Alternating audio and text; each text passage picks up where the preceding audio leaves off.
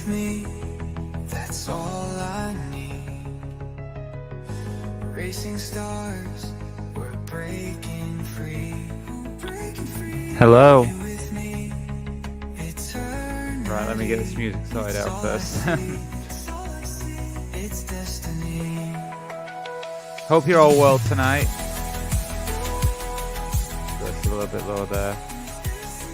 Yeah, I hope you're all good.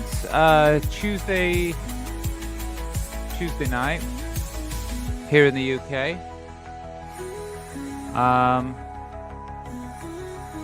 Yeah, I'm live. Okay, let me make sure this is all working out. Very good. I actually need to turn that music off because it's going to keep playing otherwise. Okay. Nice little start there at the beginning. So let me just check the comments and get this all set up. Okay, who's here? Oh, hello. Raymond, nice to meet you. Yep. Okay. Thank you, Raymond. I think you did that last time you came on here. Please, if you've got any other comments, please, yes, please say something else, Raymond, because you did that last time you were on here. Anyway, well, it's nice to see you here. Anyway, I hope everybody's well. Tell me what you've been up to, or what you're going to be up to tonight. I had the day off yesterday. No YouTube for me, no live show yesterday. I just thought I would. Well, I went out with my friend for her birthday. She had a birthday party, so we went for went to an Italian restaurant and had some food there. So yeah, it was good. Very, very filling, as it always is. I don't know if you know how you all feel when you go to an Italian restaurant, something like that. I think with all the bread and the pasta and everything, it just makes me feel like we were eating pizza and pasta and everything. I was so full. Too much for me, really. But anyway, it was fun. So I guess if you're here, you want to say hi. This is the best time really to talk. Because I normally like have a little bit of a chat for the first 30 minutes to an hour, and then we get into some videos, and the show really starts to begin then. So yeah. So I know some people watching. Just feel free to comment. It's the time I can take comments at this time.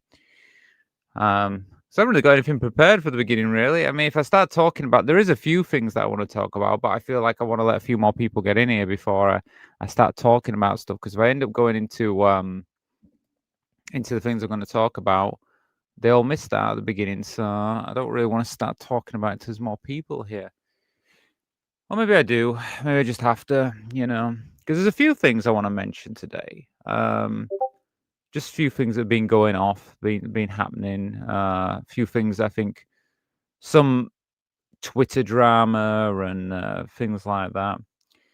Well, if you haven't already, check out the new video I've got. I've got a video out. I mean, it was something I did actually in a live show, but I think it's important. People have been talking about it all over the place. 1 minute, this is more.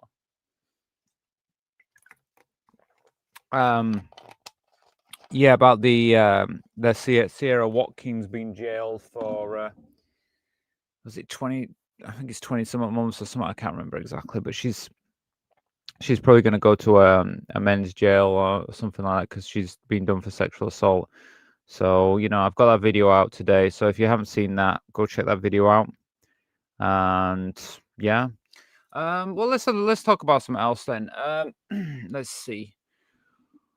If you're new here, I'll just go through the protocol for the channel. So if you look into the chat box at the side, you'll see that we have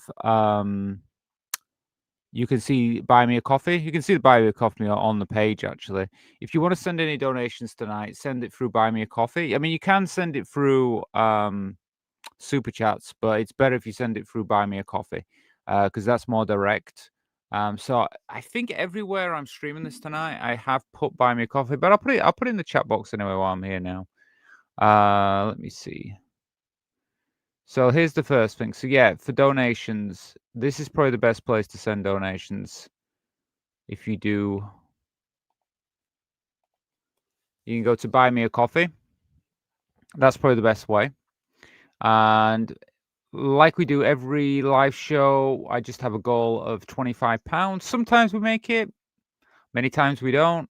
I'd love to make it tonight, but you never know. You just don't know. You could be actually like, you can go halfway through the show and there's no donations, and all of a sudden everyone donates at the end. So it's up to you. It basically helps the channel keep going. And yeah, and it's just a goal. Basically, every time we get a donation, I'll spin the wheel. And in the end, if we hit the £25 mark before the end of the show, I will tell you a secret about myself. So yeah, some people like to do that. So it's up to you. If you want to send a donation, Buy Me a Coffee is a good way of doing it. What else was I going to say? If you're watching this and you're just a subscriber, please consider becoming a channel member. I think you can see that's probably most of the place on here. I advertise it. So yeah, it's just £1 a month to be a channel channel supporter, not channel member. Hello, Franny. Nice to see you. I hope you're well tonight. Thank you for joining. I hope you're good. Yeah. So we've got channel supporter. So if you're just a subscriber, yeah, consider supporting the channel. It's just £1 a month, and you get access to every Sunday show. And if you're a channel supporter, consider becoming a community member. And if you become a community member, you'll get access to the movie club and our other section videos that we're doing, which is YouTube Watch. So consider that. Anyway, fine, just fine today. Yeah, are you okay then? Yeah. Well, I'm good as well. I've kind of been sleepy. I woke up UK time. I woke up about, I think it was about 9 a.m. this morning. But I was really tired, and then just like by midday, I had to go back to sleep. It was terrible, so I ended up having to sleep, and then yeah, and then I don't know, just the day seems to have gone so quick for me. But it happens. I know why. I just need to get better sleep. My sleep's been a bit rubbish for the last few nights, so but I'll get back on top of it.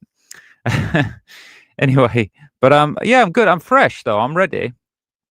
I'm ready to do the show. Do you know, I have an idea tonight. What I'd like to do is, I've seen a video online that I thought would be interesting to cover tonight. It's a long video. It's about ladyboys in Thailand, and I want to cover it. Let me see how I feel, because if I do cover it, I'm going to put it in the YouTube watch section. So it means that this part, I'm thinking like, do I private this live show, or do I just do that and then just put it separate? I don't know yet. Let me see. I'll decide what to do. I don't know. See how I feel. Look, I'm going to cover a video because I do have some videos lined up for tonight, so I'm going to cover them right now. So yeah, if anybody jumps in while I'm doing this, yeah, feel free to put comments, talk about the videos we're doing. But let me find the video, because there was some videos I looked at that I thought would be quite interesting to cover, if I can find them. It was down here somewhere. Bear with me 1 minute, because I've got to find this. And so I don't want to just cover any random video. There was, I think that, yeah, I think I said I'd cover this video. Okay, we'll cover this one. So I have some videos that I've lined up that I just think are interesting that I want to cover. But if you send a donation or anything, I will spin the wheel for other videos tonight.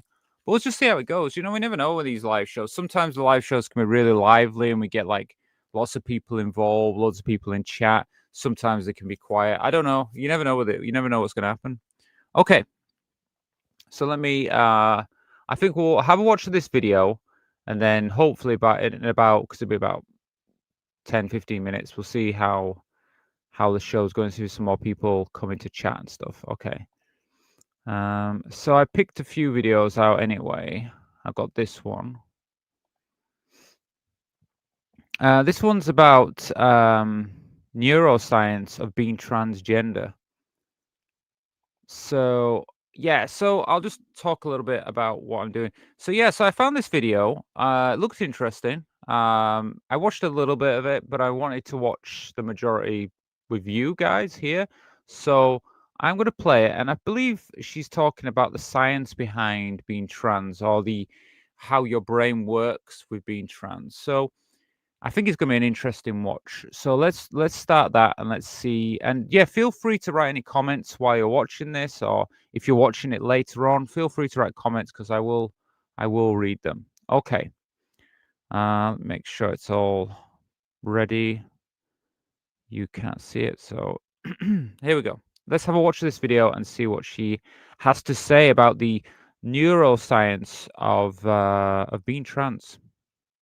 Gender is deeply rooted in our identity, our culture, our biology, and how we operate within our cultures on a daily basis. While some people view these issues as simply one way or another, contrary to what was once believed, the traditional classification of male or female is anything but straightforward. So today, let's explore what we in the brain-based sciences understand about gender and sexuality. But before So yeah, I mean, I'll just stop her there for a minute. So I mean, I know a lot of people they talk about. I think a lot of people who kind of anti-trans, the transphobes out there, would probably argue that there isn't any science to back up being transgender, and that the science is all on one side. They say no, the science is just for the sex gender. So they say that there's no science to back trans people. There's no science out there to back the way we exist, and they always say it's just a feeling. But in fact, there is quite a lot of science out there because people are trying to look at the science of being trans. We know that transgender people have existed throughout history, through the beginning of time, and so people are, there is scientists out there that are kind of like, well, we might as well, investigate this and find out what's going on. Why do we have trans people? And there's been a lot found out about it. So let's see what she has to say about how the brain works, and maybe she can explain to us a bit more how this actually works for trans people. Oh, hello, Kirsty. Nice to see you here tonight. Thank you for being here. Okay, so we'll see what she has to say. I do, make sure to subscribe to my channel if you want to learn more about that thing in your head. No, not that hairy situation you got yourself into last night. That's none of my business, but the brain. Yeah, I think this lady, her channel, just so make sure she said, brief brain snack. So I believe that her videos and things are mainly focused on how the brain works. So she does this with different things. She doesn't just focus on trans issues. She focuses on different things that affect the brain. So hey, let me ask you a question. Have you ever thought something was so well known that you were shocked to find out that you may have been in the minority when it comes to that knowledge you assumed was so widespread? Well, that's how I feel about the neuroscience surrounding gender and biological sex. Also, if you've ever had that experience where you were surprised to find out that something you knew wasn't common knowledge, I'm actually curious about it, so leave me a comment below. Well, I think a lot of people think they know about transgender people, think that they just, I mean, you just hear what they say on the streets. I mean, if you ever watch any videos where you've got people talking about trans people, anything like that, and I mean, non-trans people talking about trans people, most of the time they just say, oh, well, if I think I'm this and if I think like that, and they always like to say it that way. They never they never say, they never take the understanding of how our brains work, the brains and our gender and things like that. They just say, "Oh, if I think I could be a dog, then I can be a dog." They say things like that. Or if I think I can be a fire engine, I can be a fire engine. And it's like, no, it's not that. You totally, you're taking it the wrong way and trying to make it look stupid. Evening, Rachel, and tune in. Yeah, nice to see you here today, Jesse. Thank you for being here. Oh, yes, tuned in. I hope so. It's gonna, I've got a lot planned for tonight, but it all depends how busy it gets. If there's a few people in chat, a few people about watching, I've got a longer video we could watch, but we'll just see how it goes. Our attention to the topic at hand. Whenever anyone says that science does not support gender or biological sex outside of being strictly male or strictly female, I'm just like, really? Really? Well, I'm going to begin by clearing up some common misconceptions. First and foremost, one's biological sex refers to one's reproductive organ type and chromosomal makeup, such as XX for female and XY for male, but this is not always so binary. So yeah, this is the part that the transphobes will just kind of say, well, this is it, this is the evidence, and they'll shut you down then, and they don't want to listen to anything else. So this is the part where they would just shut off now, and they probably walk away because they wouldn't want to listen to the next part. So yes, this is the basis. This is the biological thing. XX, XY. We all know this, but they're not interested in why do we have trans people? Why do we have different expressions of gender and things like that? They're just not interested in that. But this is the basis of it. Oh, by the way, someone just sent a donation. Thank you. Is it John? Thank you, John. I think it's John. Just I might be wrong by that. Let me know if I've got that wrong. I'm sorry if I got it wrong. But thank you. I'm not sure how much that donation was, but thank you. Yeah. I will say. Let me see if it shows up here. I just got John 21. Well, if it just thank you for that. Thank you so much. You can let me know in chat if it's you or if you want to stay anonymous. That's fine as well. Thank you.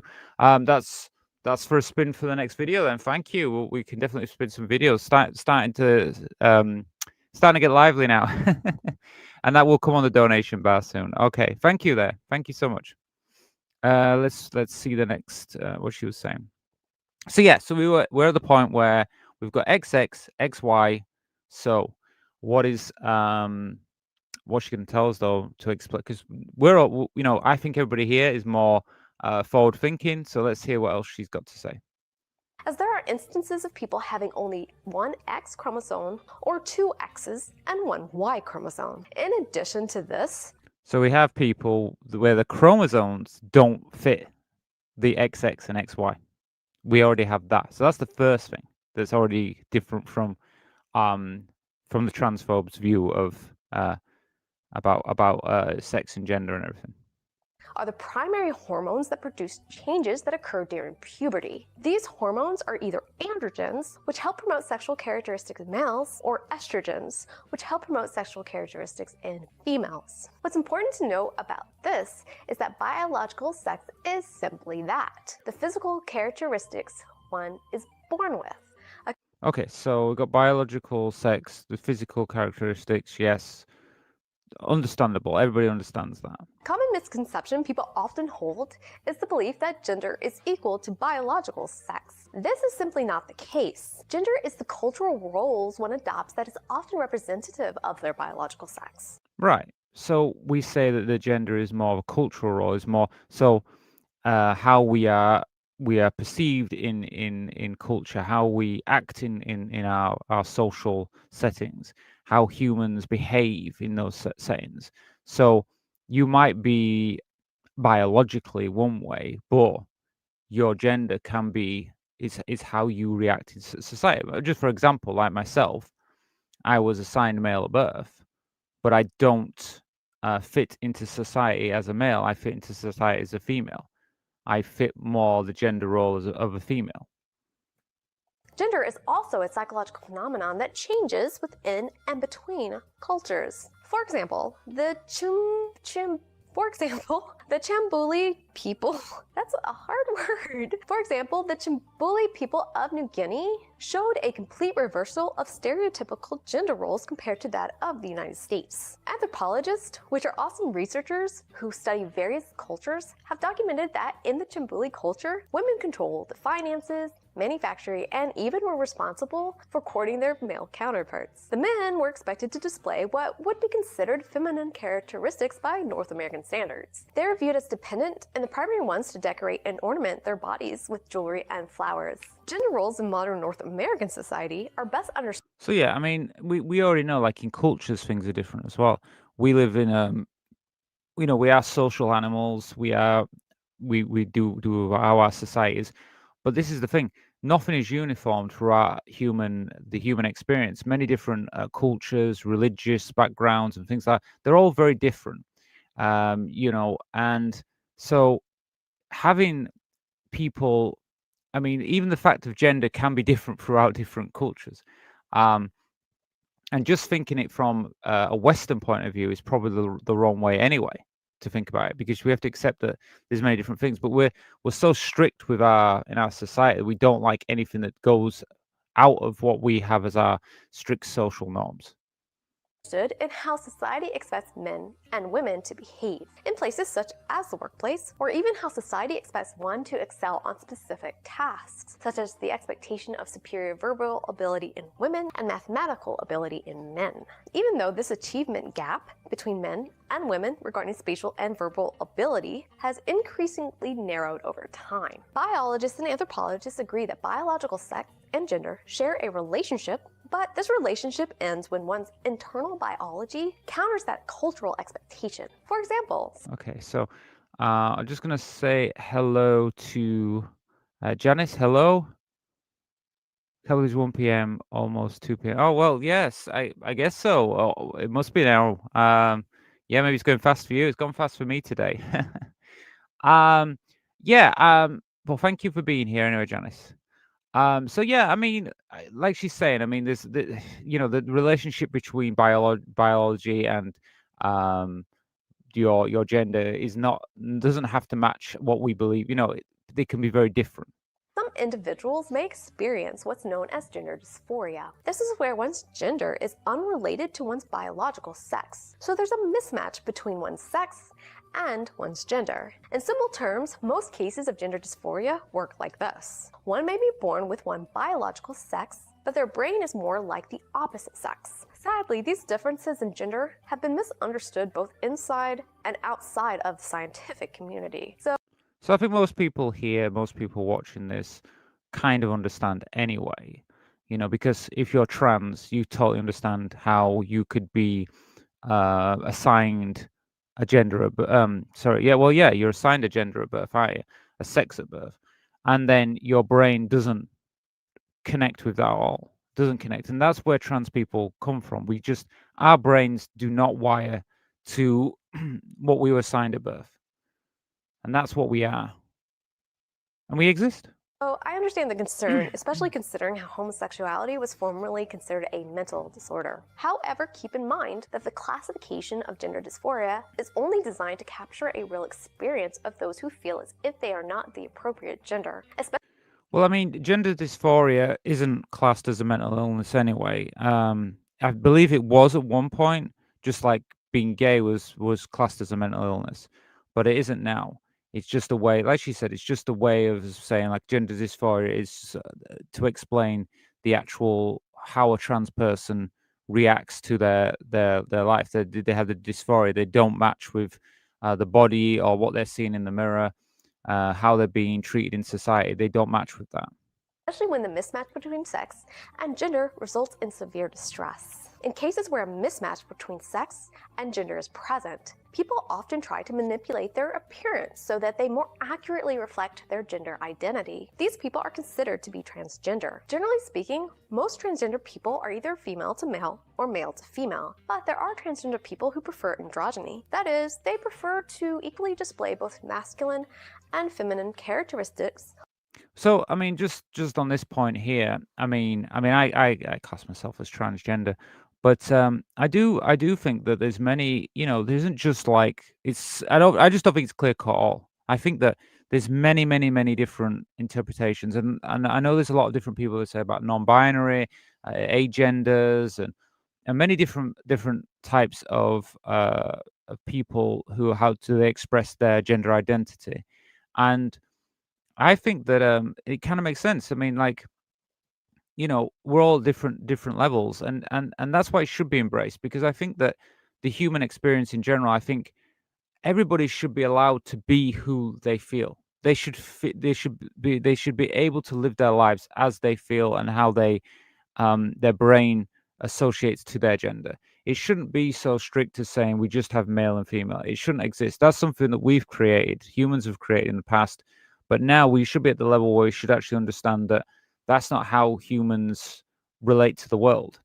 And I think in time it will be like this. I just think it will be. I think there'll be many, many different kind of relations to gender, and people be allowed to just live and be happy the way they present and they feel Why should we be so strict? Why should we say no, you can only have this and this? Why? Because a lot of people don't feel that way. And once that actually happens, a lot of the people that are saying, oh, they should only be male and female, I think they themselves will start saying, probably not these people, because these people won't be here when this happens. They'll be gone. I'm on about the next generation, the generation after that. I'm on about, maybe 3 or 4 generations on from us. I think that the people that in the future will live more like that. I don't think they'll have such strict gender markers and things. And I think that they'll look back on this time and probably think, what a sad time to be living in. Why were people like this? Just like we look back now 100 years ago and can't understand how come it was illegal to be gay, it was illegal to be trans. Men and women weren't allowed to dress. If you were assigned male at birth, you couldn't wear a dress. That was like illegal. You could be arrested for it. I think we look back at that and go, well, that's so crazy. And I think in 100 years' time, people will look back at this time and say, I can't believe that people were so hating on trans people. It's just like normal now. But they were saying like back then, they treated it as if it was something like wrong, and people really hated it. So I think things will change, but it will take time. Often dictated by their cultures. Transsexual people are those who have undergone hormonal treatments and even reassignment surgery so that their secondary sexual characteristics more closely align with their gender identity. Unfortunately, many in our current society have considered transgender people as either mentally disordered or making the choice to be trans. The science does not. Yeah, that's the thing, because I mean, I just call them transphobes, because what else do you want to call them? You know what I mean? The transphobes out there, I mean, because they're not trans, they can't understand. Maybe they are just happy being presented like they am, or they might be happy presenting as they are, but they also might want to. I think some of them, I mean, like the Graham Linehans, right? For example, like him, he has a really big problem. For me, there's a question mark there saying, do you think Graham Linehan may be trans? It might be true. It might be that someone like him, he resents trans people so much because deep down he wants to be trans. It could be that. Just like we had the problem when there was a lot of men who hated on gay men when really they wanted to be gay themselves. So it might be that Graham Linehan is probably trans, but he can't accept it.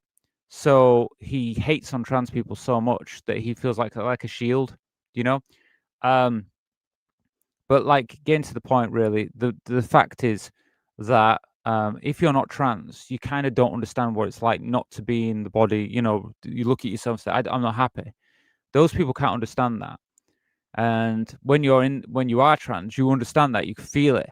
And it's like, that's why they say, oh, it's just a choice. It's just a choice. You chose to be like that. It's like, no, it's just like being gay. You don't choose to be gay. You don't choose to be trans. You can't stop the reality of who you are. Janice, the normal brand is ruined. Weird is awesome. Yeah, well, I mean, I agree. What is wrong with being different?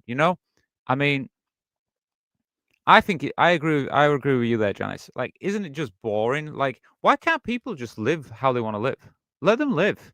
Okay, you might not think that trans people exist. There might be people out there who say, "Oh no, trans people, they choose to be trans." Okay, but what's the problem? What's the problem then?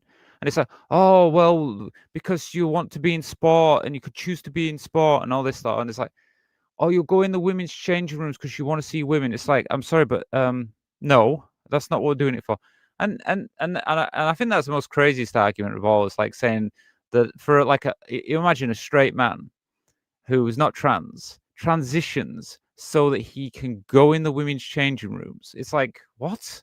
Why would you do that? That's like mental. And the thing is as well, it's like, oh well, you might be attracted to women there. It's like, well, yeah, there's lesbians in there. My brother's gay. I mean, and he goes in the men's changing room. So what you know what I mean? It's like gay and lesbians go in the same, so I don't understand. It's like, anyway, just any argument they can put against, they just don't want us here anyway. They just want us to be erased. Support these assumptions. In neural imaging studies, researchers found that the brains of males and females differ, and that before hormone replacement therapy is involved, females who identify as males have brains with white matter tracts that are more closely representative of male brains. Additional studies have examined male to female transgender people and found that their white matter tracts are different from both males and females, and these differences are most apparent in areas of the brain responsible for movement and emotional processing. So I mean, I've heard of this. I've heard of this actual investigation. This what they did. They tested the brains of trans people and matched them with cisgendered people, and they found that they found that trans women had their brain was starting to match more like a cis woman's brain, and a trans man, their brain was going closer to like a cis man. And we have this evidence. This is a real thing. It exists. It was a proper test, scientific examination. But the thing is, whenever these people who are the transphobes, whenever they kind of corner trans people, and the trans people say, "Well, it's because our brains," we try to explain to them, they just shut it down straight away. The biggest problem with a transphobe is they don't want to go beyond what their level is. They don't want to go beyond because they don't want to be enlightened. They don't want to learn more. To do this, you have to listen. You have to, like, we're here, sat here watching this. You have to sit. You have to listen. What is the evidence? What is it? And if you follow the evidence is there. Trans people exist. There's proof for not just the fact that we know ourselves. We don't really need the proof because we know. The best way to know about trans people is to listen to a trans person. But the evidence is there. Kirsty, if I want to look at a chuff, all I have to do is look down. Oh, well, yeah. Sure enough. Yeah, fair enough. Yeah, exactly. Well, that's it. Well, now I know what you mean. Sorry, I got it now. Well, yeah. Look, I mean, the arguments about the change room, they do it. The arguments that they've created, the transphobes, what they've done is they've created these arguments because they want to try. They basically say that mainly trans women, but they do pick on trans men more now. I've noticed that because the arguments for trans women is that we're going to, I guess, we're going to attack women, and that we're going after children, something like that. Normally, those are the arguments. Right, which is the nasty arguments, of course, which there's no evidence that we're a threat to women at all. And now they like to go and say that trans men are lesbians who've been forced into being trans men, and then the trans cult or something. Apparently, we're like a group of people, and we try to get trans men, girls, to become trans men and get them to, have surgery and stuff like this. It's like some mental picture they've created of us. Like, I mean, someone said to me today about how the trans people don't, how we act. And I said, well, you do know that trans people are a group, even though I do talk on this channel about being a community and being together, but we're all individuals. We're not a group of people. Everybody who's joined like the Discord is an individual with their own ideas and their own opinions. We don't agree on everything, and trans people don't agree on the best. We all have different ideas. Yes, we can talk and try and create a way of talking to people, but we all have different ideas. We're all human, just like anybody else. There isn't like a group of trans people that just we do it this way.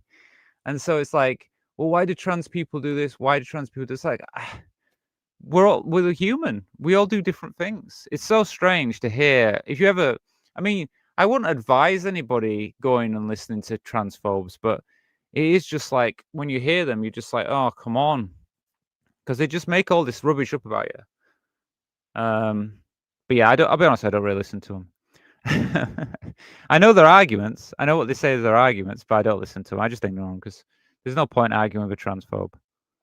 This is a really interesting finding and makes a lot of sense when we consider male and female development of the brain while in the womb. The presence of the hormone testosterone masculinizes the brain, while the absence of this hormone produces a feminine brain. And this process occurs during a different phase of development from the production of male or female sex organs. So basically, during fetal development, masculinization or feminization of the brain occurs independently from the development of sex organs. Thus, the brain's Yeah, that's another thing that I've heard as well, and I heard it more recently because I was watching a video about that, about it could also be something that when we're in the womb, that our brains could develop this way, and it definitely has some truth to bear with it, because I mean, I think most trans people, they know that they're trans when they're young. They realize, they know about this, that they don't match with their body. So it is from a young age. So maybe it is something that's already, you're just born that way, and it's there, isn't it? From the start in your brain, it's there. So your brain has been, you just have the brain doesn't match the body you've been given, kind of thing like that. or overexposure of testosterone can result in people feeling a mismatch between sex and gender. I spent hours on Twitter sometime last year detailing what I told you just now to someone who denied that gender was separate from biological sex, and then further claimed that anyone who was gender nonconformist was essentially faking it. I ended up responding to their original post with a long AF thread, and they ended up blocking me. Yeah, this is and this is what I just said. Like, so she's trying to explain to someone who doesn't believe that trans people exist. Okay? And this is what she got. And this is the problem, because I'm not okay, I'll be honest with you. A couple of times I've tried to do this. I've tried to, when someone's generally asked me like, "Oh, well, trans people," and I say, "Okay, well, because this and this." And they're not interested. They won't listen. They are totally tunnel visioned into something like, "No, I don't accept trans people." So I just think that there's no real way of talking to a transphobe. I think the best way, that what we can do is, I think the best thing is to try and educate young people and let the next generation be the ones to go forward. Younger people are already more acceptant of trans people. And the reason being is because there's young trans people, they grow up with trans people, they use the internet, they see videos like my video, they see other trans people on the line, they see their videos. So they already know trans people, they already accept it. So when they hear this older generation saying, "Oh, no, no, trans people don't exist. They didn't exist back in the 80s. They didn't exist back in the 90s." And it's like these young people saying, "Well, I don't know about that, but I know that now trans people exist. I know trans people, so I'm happy. My friend's trans. Why do I care?" So I think that it is about the next generation. I think education is the most important thing. So I believe it's only a matter of time. I think it's after this generation. It's a shame that we have to live with this. But I think if we are visible, we speak truth, I think we're fine. I think we just keep doing it. This generation will grow old and will disappear, but the next generation, they will grow up with knowledge of trans people. I know it's a hard time coming ahead with how things are in the USA and how things are in the UK. But I see other countries that are already being progressive, and I think it will just bleed into the whole thing. I think that you will see younger people just being more acceptant. So I won't worry too much about this generation. It'll be the next generation where they're more acceptant. I tried. So hopefully I've been able to clear up some common misconceptions that gender identity and even biological sex is binary or a straightforward affair. There are many factors that contribute to who we are and how we define ourselves, and science makes a compelling case for a flexible gender spectrum. Now, culture needs to be flexible enough to reflect the evidence presented by science. If you liked what you watched, subscribe to my channel and share with family and friends. Also, make sure to hit that like button. Also, if you want to support my channel with Okay. Yeah. Well. Yeah. I mean, I will support her channel. I think. I'm not subscribed. I'll subscribe to her. So, Brief Brain Snacks. Yeah, I thought it was really interesting, and I think she's really keyed on there. So yeah, I'm glad I shared that with you. I saw it. I think I was looking this morning, and sometimes I'll look for things for this show. Of course, I'll be thinking what'd be interesting to share with you, and I stumbled on that video, and she was talking about the science behind being trans with your brain and in your brain and stuff. And I mean, a lot of the things she said, I already kind of knew, but she summed up very well, maybe better than I could in the video. And I think yeah, you can learn a lot from these things, and the information's out there. But like she said, she tried to explain to people, but the transphobe won't listen. Anyway, well, I'm glad there's a few people in here tonight now. It was a bit quiet when we got on this at the beginning. Thank you for that donation. It was John 21. Well, thank you for that. We will do another video now. I will spin the wheel for you in a bit, John. What else was I going to tell you? So, yeah, before I do, we'll see. We'll see what we're gonna do going forward. Sorry, just I had a drink before I started, and my throat's like like gassing it or something now. Anyway, 1 minute. Okay, I know what I'm gonna do first. Before we spin the wheel, I'm gonna show you some stuff on the Discord. So, if you're here and you're not on the Discord, go join the Discord. Okay, I'm not even now. I'm not saying, oh, maybe you should join the Discord. Go join the Discord, okay? Because if you're on this channel and you're not a member of the Discord, maybe you've never used Discord before. Maybe you don't know anything about Discord, but go join it.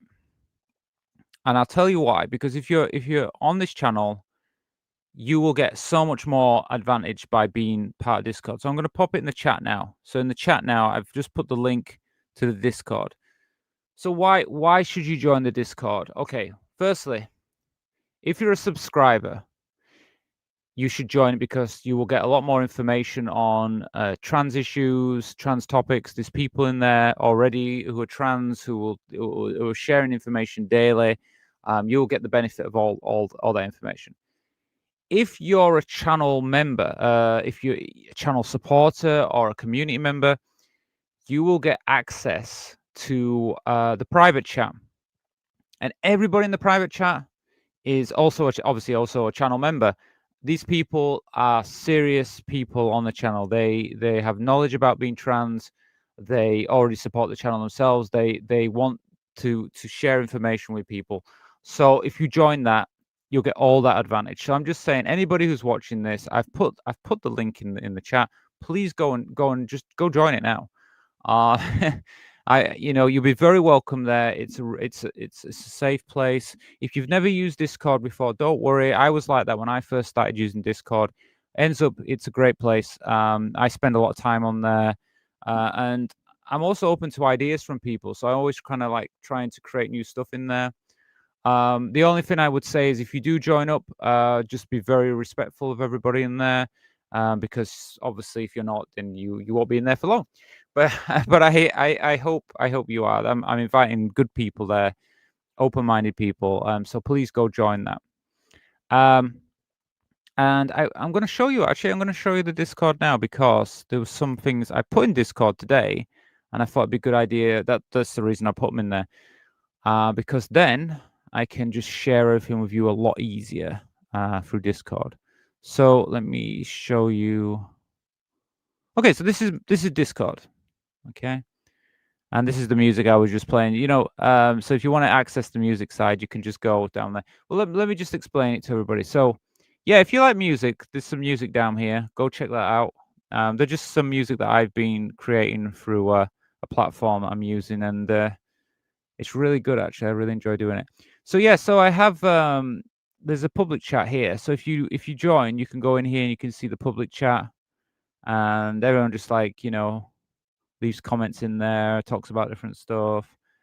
We have a private chat, but you need to be a member to access this.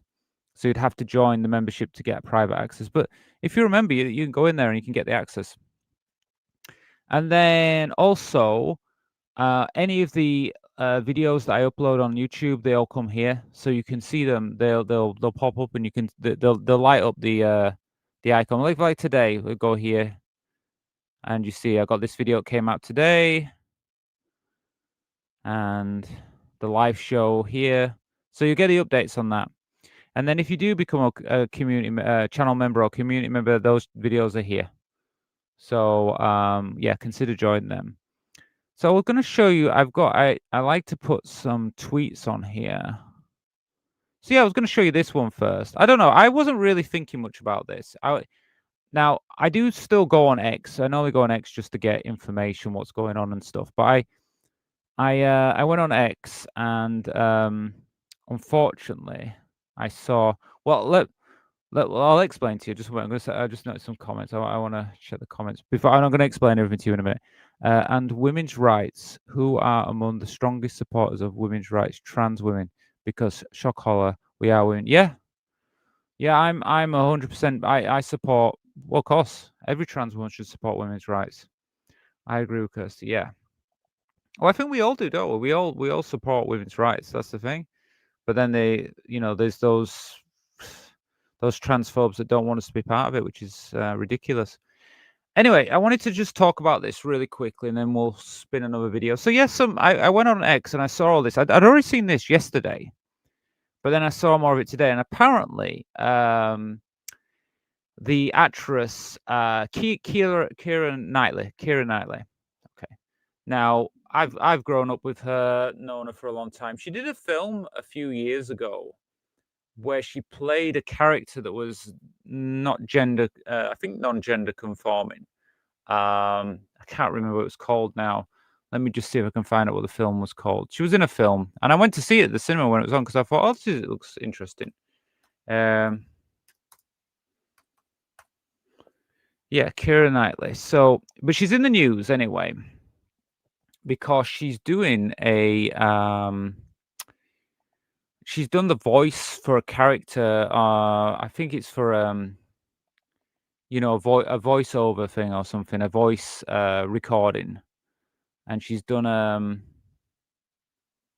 the voice, and it's for a Harry Potter movie or something. Not well, it's a character on. I think it's in the book or something like that, and she's just done the voice for it, and people have been kind of asking her, well, why have you done this? Because there's a lot of controversy over J.K. Rowling not supporting trans rights. And then I read what she'd said, and she apparently she's apologized and said that basically saying that, oh well, we should all learn to live in peace, kind of, and live together. I can't find this film now. If you know it, let me know. I can't remember what it was called. It wasn't really like a really big film, but it was a film nevertheless. But yeah, so I kind of read the comment and thought, well, it wasn't really an apology, and I was thinking like, well, it's not very good what she's done, and why these big name actors are still working with things for J.K. Rowling, I have no idea. When most of us are trying to like boycott her completely. I mean, I definitely say we should boycott her. I want to find out what this film's called now.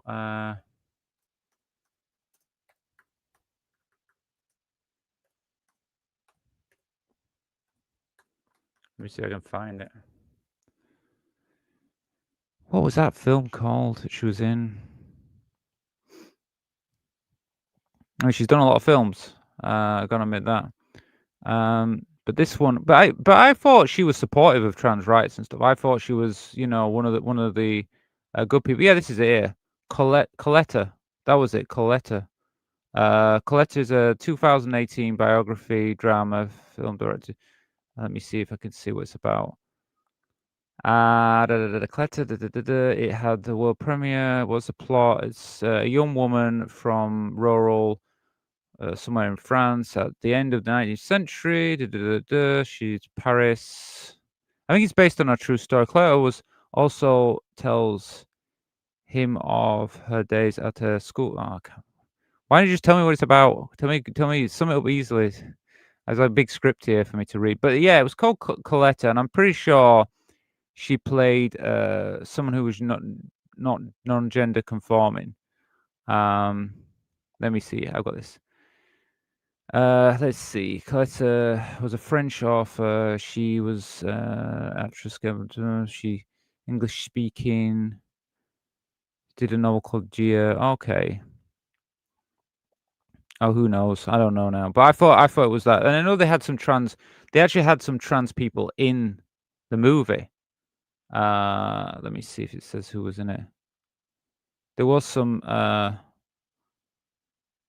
trans. Where is it? Jack Graff, I think.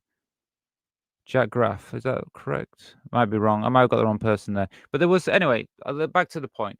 So I thought she was more supportive of trans people before. But I've seen this video now, and I'm going to share it with you because, yeah, I think you should see it because I think you'll find that she's really kind of more than. Well, let me show the video. It's pretty easy if I just show the video. Make it. Saw your voicing Professor Umbridge in the new Harry Potter. Okay, so she's Professor Umbridge. She's doing the voice in the audiobook. There you go. Okay, let's watch it. I saw your voicing Professor. Oh wait 1 minute. I just want to make sure you can see this because if I'm showing. Oh, perfect. C'est parfait. Okay. Start again. I saw your voicing Professor Umbridge in the new Harry Potter audiobooks. I was wondering, are you aware that some fans are calling for a boycott, given J.K. Rowling's ongoing campaign against trans people? I was not aware of that, no. I'm very sorry. I think we're all living in a period of time right now. We're all going to have to figure out how to live together, aren't we? And we've all got very different opinions. So I hope that we can all find respect. So, I mean, I know it's only a little short video there, and you might say, well, so what? You might say that. But I think it was the way she body language or the way she acted as if it was kind of like a bit of a joke. No, this is quite serious. I mean, J.K. Rowling, I only just showed you the other day her Holocaust denial about trans people and things like that. No, J.K. Rowling is not somebody people should be working with. I mean, okay, I think it's probably impossible to completely boycott all the things. Like for me, I've never read her books. Okay, confessions. Never read her Harry Potter book. Never. One interested. I never read it. Not because she was anti-trans, because I didn't know she was anti-trans. I wasn't interested. So I never read a book. The movies, my friend shared them with me. I was in Thailand at the time. She got those films not from the place that you would know. Well, in Thailand at the time, people didn't buy DVDs and stuff like that. They went to a guy on the street to buy the DVDs. So I ain't never paid for any of her films. I've nothing. I don't think I own anything with Harry Potter on it. I don't think I have any Harry Potter stuff. And that's not because I ever needed to boycott her. I just never interested in it. Okay, that might seem shocking to some. I'm not interested in it. Do I like Lord of the Rings? So with me. Yes, I do like that. Okay. Did I watch Game of Thrones? Yes. Do I like fantasy and stuff like that? Yes, I do. I enjoy that kind of thing. Okay. But I just Harry Potter just didn't appeal to me. Okay. But when I watched the films, I was, they're good. They're all right. I like them. Okay. But I've never paid for anything from her. So I never. So I'm not bothered about her really. To me, she's just a transphobe. That's all I think about her. I don't even think she's much of an author. I mean, you tell me a book that you think she's surpassed with Harry Potter or anything. No, she's done Harry Potter. That's it. That's all she's done. I'm not taking that away from it. It's a big thing. But an author is somebody who can compete, keep doing stuff. She's not doing anything that's like groundbreaking. It's not like, oh, her new novel, everyone's excited. Nobody's bothered. You know what I mean? And she doesn't talk about it. She talks about trans stuff all the time. But Keira Knightley, I went to see that film and I thought, oh, because she was in that film. I'm probably wrong for thinking this way. I thought, oh, she seems like more supportive of trans people. But, I read that the other day and what she'd said, and I'd only read it. And I just thought, well, I understand actors, they want money, they'll get paid well, they want the money. I know they should boycott it, but I understand it's money, money talks, doesn't it? But seeing her there, it was as if she was being, the way she acted, I just think it's bad.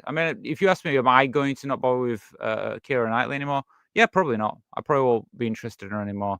I don't think she's supportive, and I will. So even though I didn't boycott, I have boycotted J.K. Rowling in one way, but I'm not interested in J.K. Rowling stuff. But Keira Knightley was kind of like, if she was in a film, I thought the film was all right, I'd give it a go. But now I might just be like, no, I'm not paying for it with her. And so yeah, she's lost anything from me. I don't mean she might say, oh, I don't care. It's like, okay, fine. But I'm going to make sure everybody else knows. I mean, I put that video on my Discord because I want you to see it. You make your decision. If you're all right with it, you can be all right with it. But for me, yeah, it's a shame because I honestly thought she was a nicer person than that. But when I see that, I'm just like, oh, whatever. I mean, I know actors are actors, aren't they? You know, you don't know, do you, in real life? She is in it for the money. How can anybody not know what the ultimate inevitably miracle? Sorry, I'm not great at reading. I'm a children author is up to.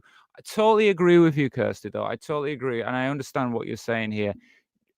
Everybody know. Come on, what is she famous for now? J.K. Rowling. Is she famous for Harry Potter? Yes, of course.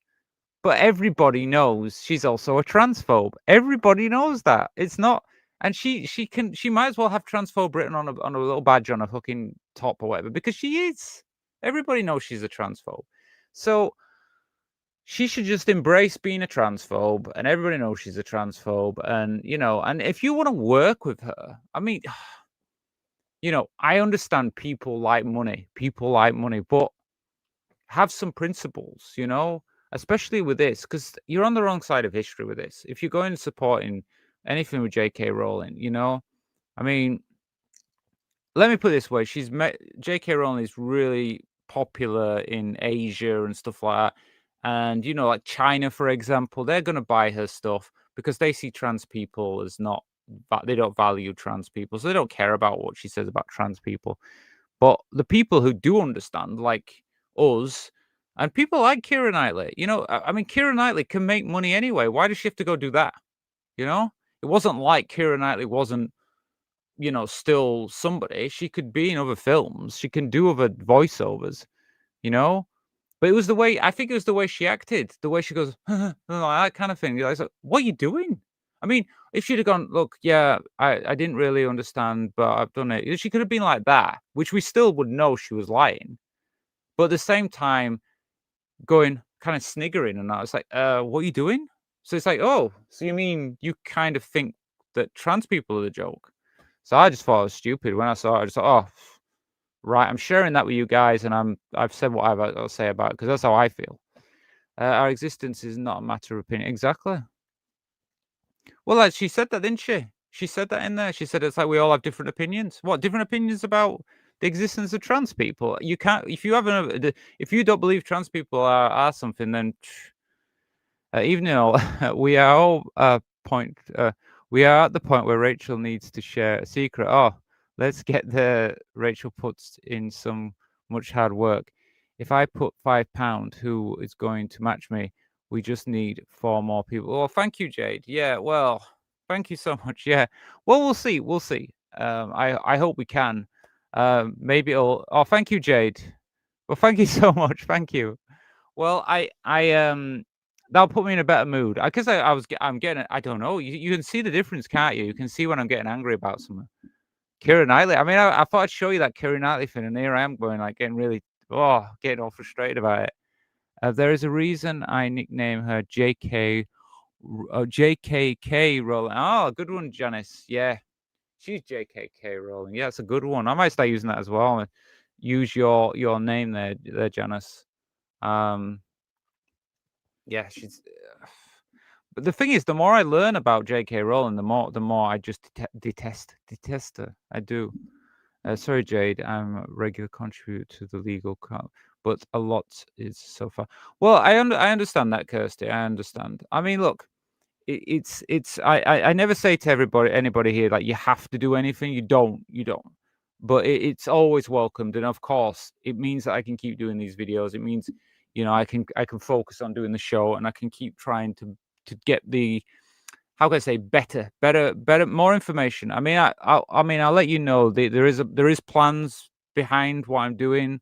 One day I want to leave the bedroom and leave this bedroom and maybe do something a bit more organized. And I have some plans to have some people join me as well.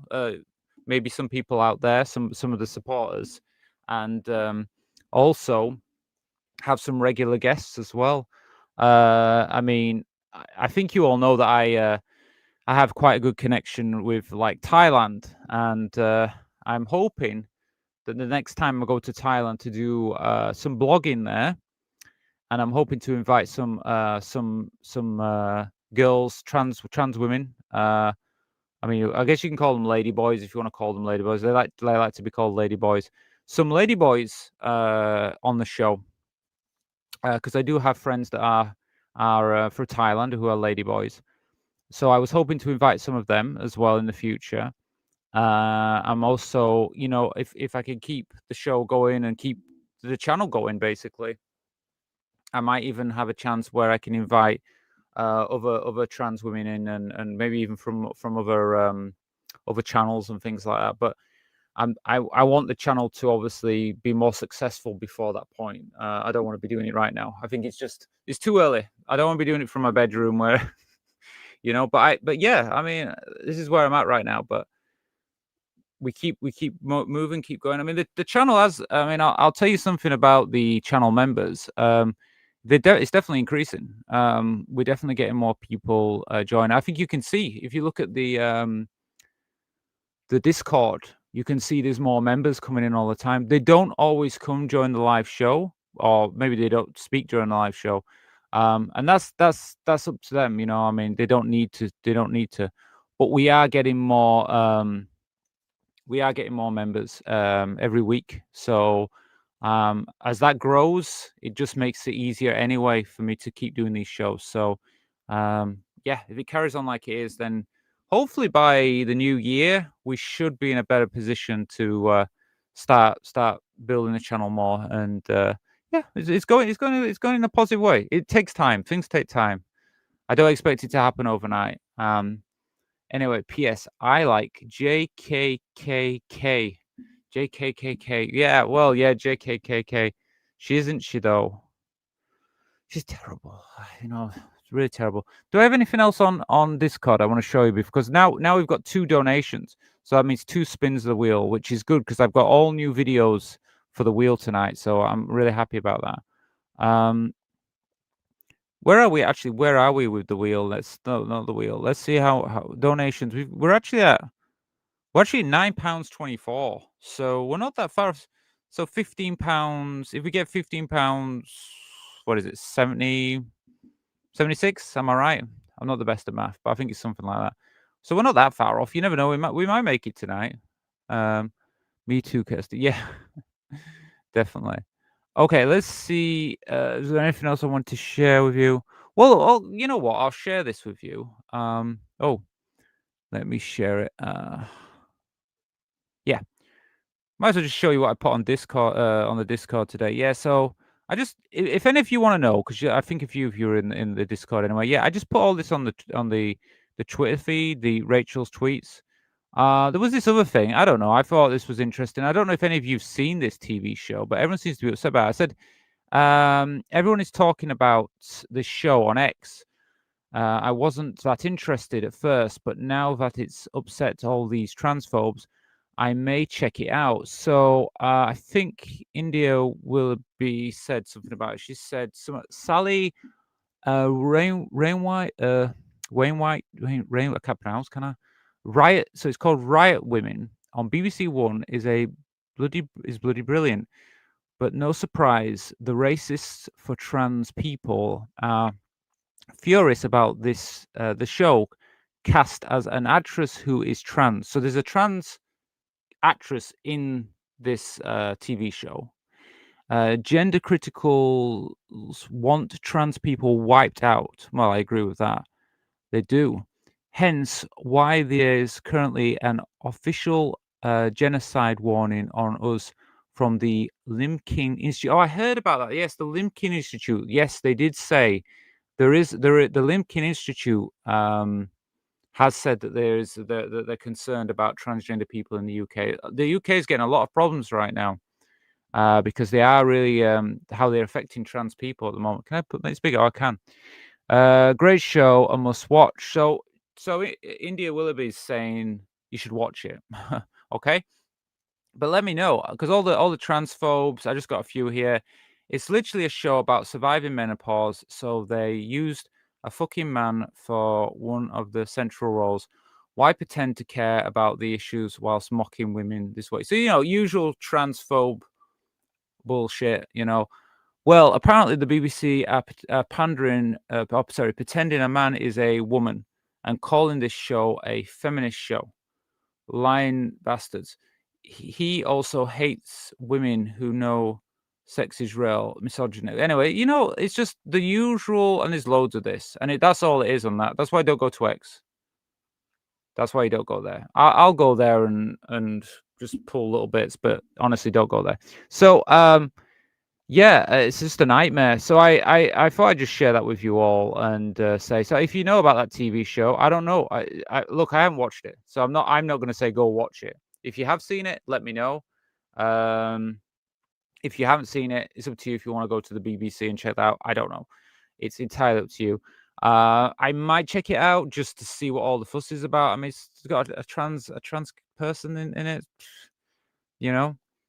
So what? I'm off to where's this camp from this weekend? I can't read that. What is it? Karamaf. It's very okay. We can. So I don't know that place, but where is that? I know I can be stupid sometimes. Sorry, but you let me know. It's Sophie. Yeah, well, it's nice to see you here, Sophie. What did you say? Sophie Michelle, transgender woman. I am a woman. Yes. Well, I share with you there. With you, Sophie. Thank you. Oh, well, here's someone who knows geography. Kirsty knows. It's in Wales. Well, thank you for letting me know. So it's Wales. Oh, right. Okay. So you're off to come over this weekend. Is very. So what? It's very. You have to let me know, Sophie, what it is. What is it? Is it a good place? Is it somewhere? Is it somewhere we should go? Let us all know, because I'd be interested. I'm interested because I learned from you guys. You're the ones who tell me. You tell me, if you put me right. I understand more when I listen to you out there. But yeah, if it's somewhere I should be thinking about, yeah, please let me know. I'll just say one more thing about the Discord. I've just oh wait a minute, it's just I'm off to Camera this weekend. Very trans friendly. So it's very trans friendly. Okay, and yeah. So it's a good place to go if you're trans. Oh well, thank you for letting us know. Yeah, because the more like, I don't know, you could say safe spaces or places where we're more accepted. That's a good. Those are places we want to be. But yeah, let us know more. You can share as much as you like. Join the Discord as well. I don't think you're on Discord, are you, Sophie? Please join the Discord, because then you can let us know more about it on the Discord. I'll just let you know as well, on the Discord, I put a news section in. It's just, if you want to know, well, there's a couple of news sections. I might as well show this. I ended up adding the petition and announcements. So you can put, if you want to put like any a petitions or announcement information here, you can do that in that section. And I also added like a transgender news. You're okay to put, if you've got a news story you want to add to this, you can. I think you can put it in here. I've made it so everybody can put news stories in. So I've just been randomly putting anything in that I thought was interesting. So if you want to add any news stories in the Discord, you can. So just to share information with people so they know, maybe there's a news story that you think's worth reading, you can add it and say, hey, you should read this. It's really interesting. Because not just me, but you can as well if you're in the Discord. Gabby, good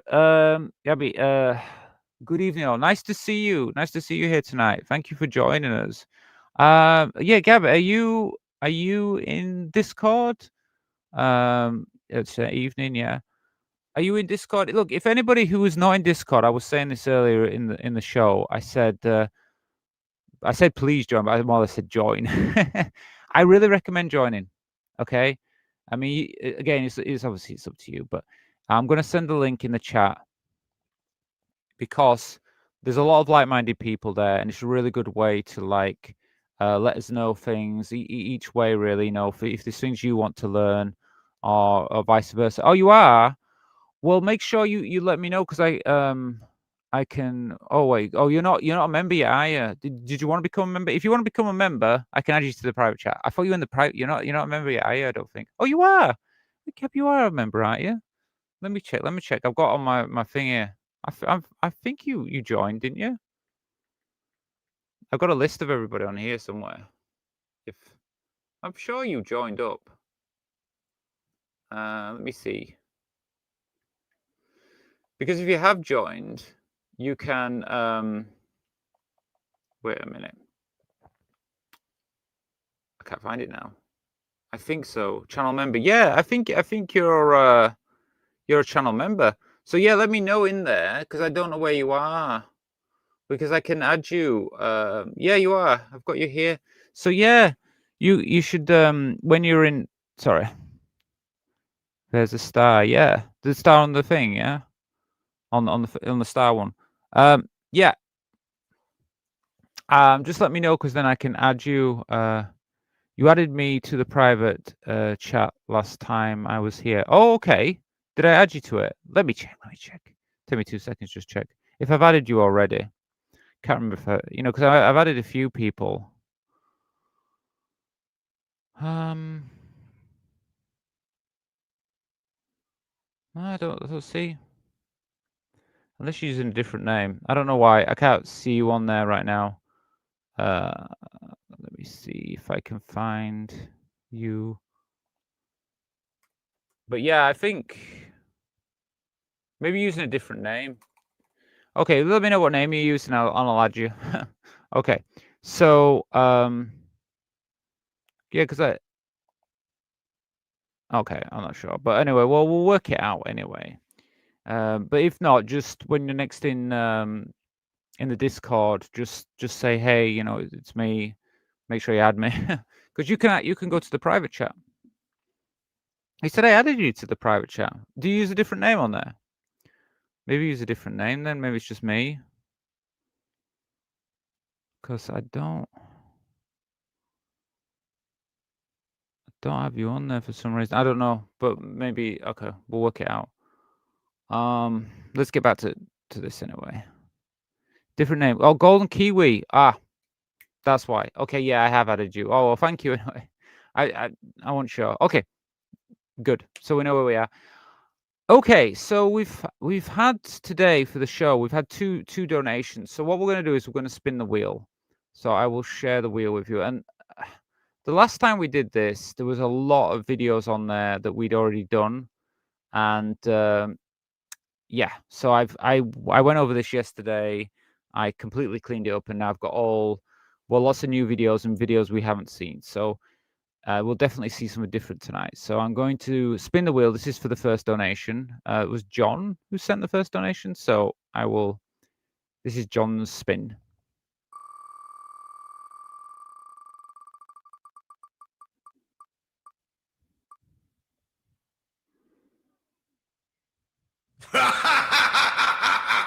Okay. Did I share that with you? Yeah, I did share. I won't share that. So walking whilst trans. Interesting. Nearly 3,400 letters have gone to MPs. Yeah, is that the that is the petitions you've been giving, Kirsty? Yeah, those are the ones. Because I know you've done a lot of petitions on there, which is good. Oh, you go. Hi, Rachel Gabby from YouTube here. Okay, yeah, I got you now on there. Thank you, Gab. I wasn't sure because you got Golden Kiwi. It's a different name in it. That's why. But I know you're there now. Okay, where am I at? So yeah, so we're going to watch. Yeah, that's the one. Okay, yeah. Well, yeah, because it's good that we'll get. That's the thing. We should be doing the petitions and that lot. Because I say, like I've said before, like, if there's more of us on the channel, this is why I'm saying, join Discord, because I think a lot of people would agree with like the petitions that you've been sending, Kirsty. Like, I think most of us agree with it. Like to do with like trying to ban us from the toilets, trying to ban us from like the Virgin Gym and the it was like the pond in London. And I wanted to sign up for things like this, but I didn't know where to go. And then, like you said, oh well, they're the Good Law Project. They're doing all this, and you can sign a petition. And if there's more people in the Discord, when you put those petitions in there, it means there's more people that can go, oh yeah, we can put as a group, and it's true. We're stronger together if we have more voices in one place. That it really can work. We need to get active. We do. I mean, I'll be honest, it's something that I want to do as well, and I think as the channel gets larger, so and the community gets bigger, I think we're going to have more of a group to do it, and I think it will happen with time. More people that join, and people are joining, and I think we're all kind of like-minded, and I think a lot of people will sign those petitions because they feel the same way. They want to protect trans people, and that's the way to do it. It's about grouping together. It's about having more of a voice than just because on our own we can't really do it, but when there's a group of us we can do a lot more. And though we are only a small minority, there is a lot of us. When we team together, when we get together, there is actually more than they realize. So I think we're doing the right thing. I really do. I think if we just keep doing what we're doing, it's gonna really work out in the end. And we need to do it quickly because it's happening now. They're trying to take our rights now, so we need to fight back now. So yes, this video I was on about watching Walking While Trans. I will find it for you all now, and then I will share it with you. Yes, you could be the new Kathy not I can't pronounce the name, Montgomery. Okay, whatever. She seems to have disappeared. Oh, right. I think I have heard of her. Is she a YouTuber? I think I've heard of her. Well, I mean, look, I'll just pause for a bit. I mean, for me personally, I enjoy. Look, I already had a YouTube channel before. I've been building this YouTube channel for a couple of years, but I needed a direction for me. I needed something, and I said before that the High Court ruling, it made me take action. And for me, I want to be here. I want to be doing this. So I'm not planning to go anywhere. I'm not thinking like, okay, I'll do some videos on YouTube and a few live shows and I'll disappear. For me, this is what I want to be doing. I want to be here. And of course, I'm going to do the YouTube stuff. That's what I'm doing. But I think I'm really interested in this community thing. And I think what's happening with the Discord is really a big part of it for me. So, yeah, if that continues to grow, I really think that we, have more of a voice, and when we all come together, we can make change. We can make sure that they don't. We can fight back, and I think that, especially now you're putting those, Kirsty, putting those petitions in. I really think it's a positive way of making change. Anyway, I'm going to try and find this video. Okay, I found it. So yeah, I got a selection of videos yesterday, so I just had a look through YouTube, see if there was anything interesting, picked out a few, so hopefully they'll be quite interesting for you all. Let me see. Janice, Rachel is kind of the Katie way more considerate. Oh, thank you. Well, like I said, I don't really know. I don't know Katie that well, but I'm me. I'm just like this, and I'm. It means a lot to me that you're all here anyway. It means a lot to me. Yes, had a channel called Turf Wars. Okay, it does sound familiar. And she doesn't do much YouTube anymore. She disappeared then, or she just doesn't do her shows anymore, or something. I don't know. I don't know her that well. I mean, I know there's a few YouTubers because I'll sometimes like just go and look for other transgender YouTubers and kind of try to follow them and stuff. But it's kind of like, I don't know, it's 50-50 because some don't really talk much about, issues that are going on, and I'm kind of like, oh, I kind of get frustrated because I like to talk about what's going on because I think it's important.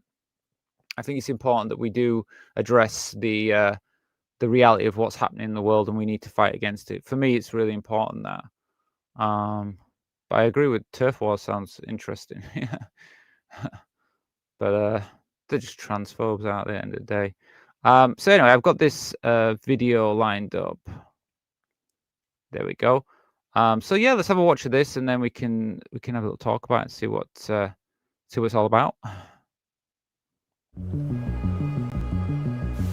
Imagine walking down a crowded street and having all of these eyes on you, and you're just trapped in this state of paranoia, trying to figure out what about you it is that is making people so uncomfortable. Is it my jawline? My forehead? Do people think I look like a man? It's such a complex feeling as someone who wants to feel included in society. Yeah. Well, I mean, I'll just start off by saying, I think, I mean, I've had this feeling. I've had this a lot more when I first stepped out in public, in the daytime. Not so much at the nighttime. It was more relaxed in the nighttime, but in the daytime, felt more conscious of it, being trans and being out in public.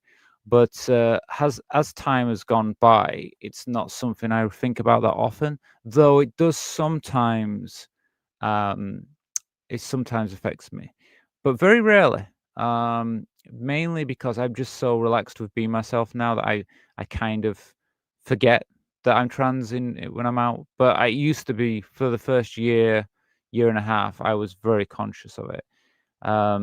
So it doesn't really come in for me now as much. And I don't know if that's also because when people do know I'm trans, they're more acceptant nowadays.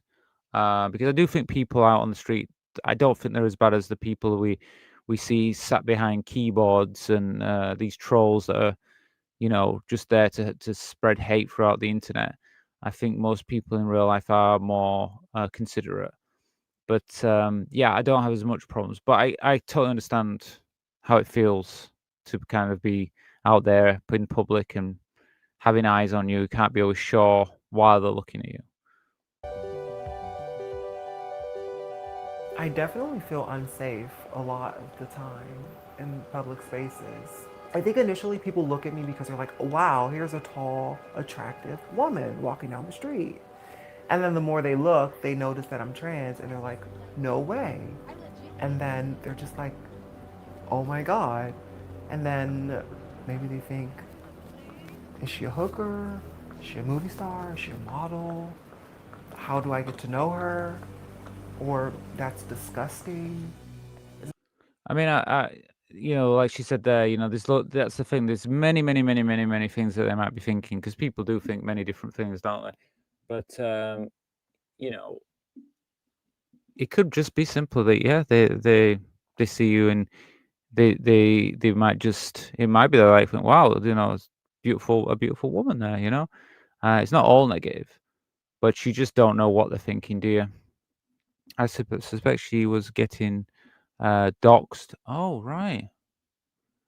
Well, that's not good, is it? I didn't blend in.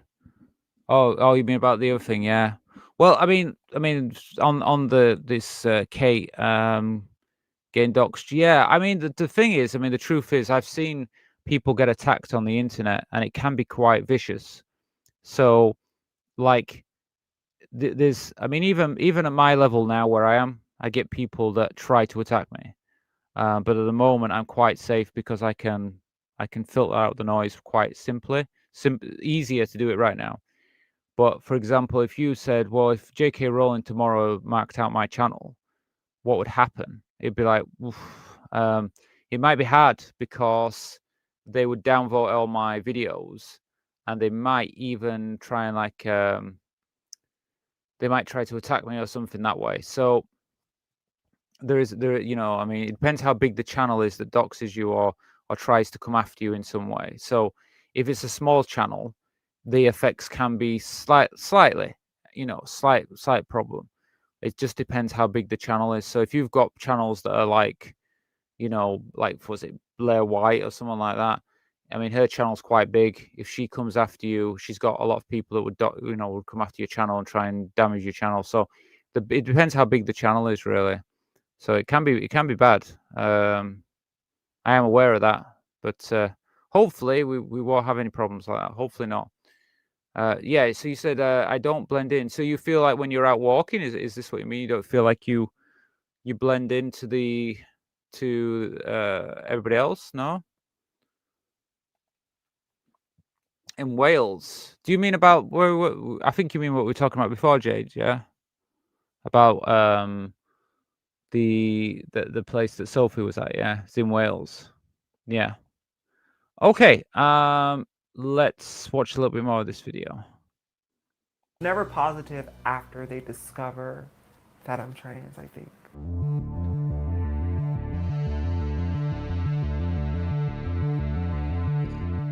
I leave my house with a prayer. Am I gonna get attacked when I leave my house because I don't feel comfortable or I don't feel confident in how I look? Navigating in New York City as a trans woman, you know, it's more psychological. You start thinking, are they looking at me because I'm trans?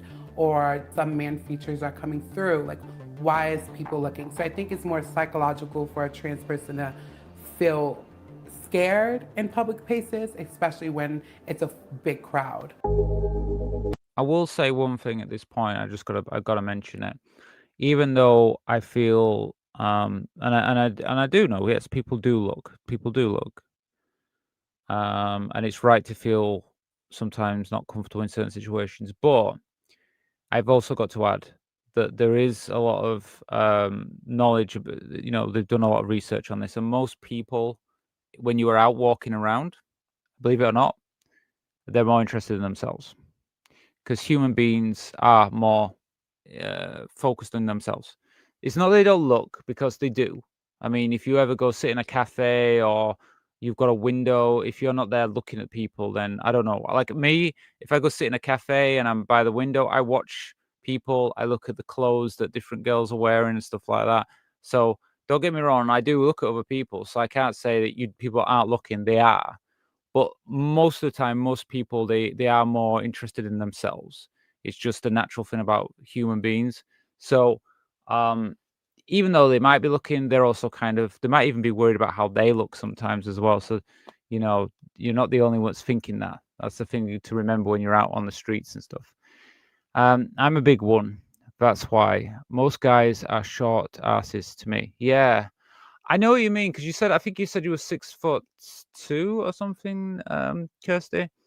You know, it's really strange. I know I always talk about going to Thailand, but you know, I go to Thailand each year, and in Thailand, obviously there's a lot of different people from different countries, and I guess it's like that if you go anywhere. I just go to Thailand a lot. If I went to Spain or if I went to somewhere else in Europe, I'd probably be talking about those countries.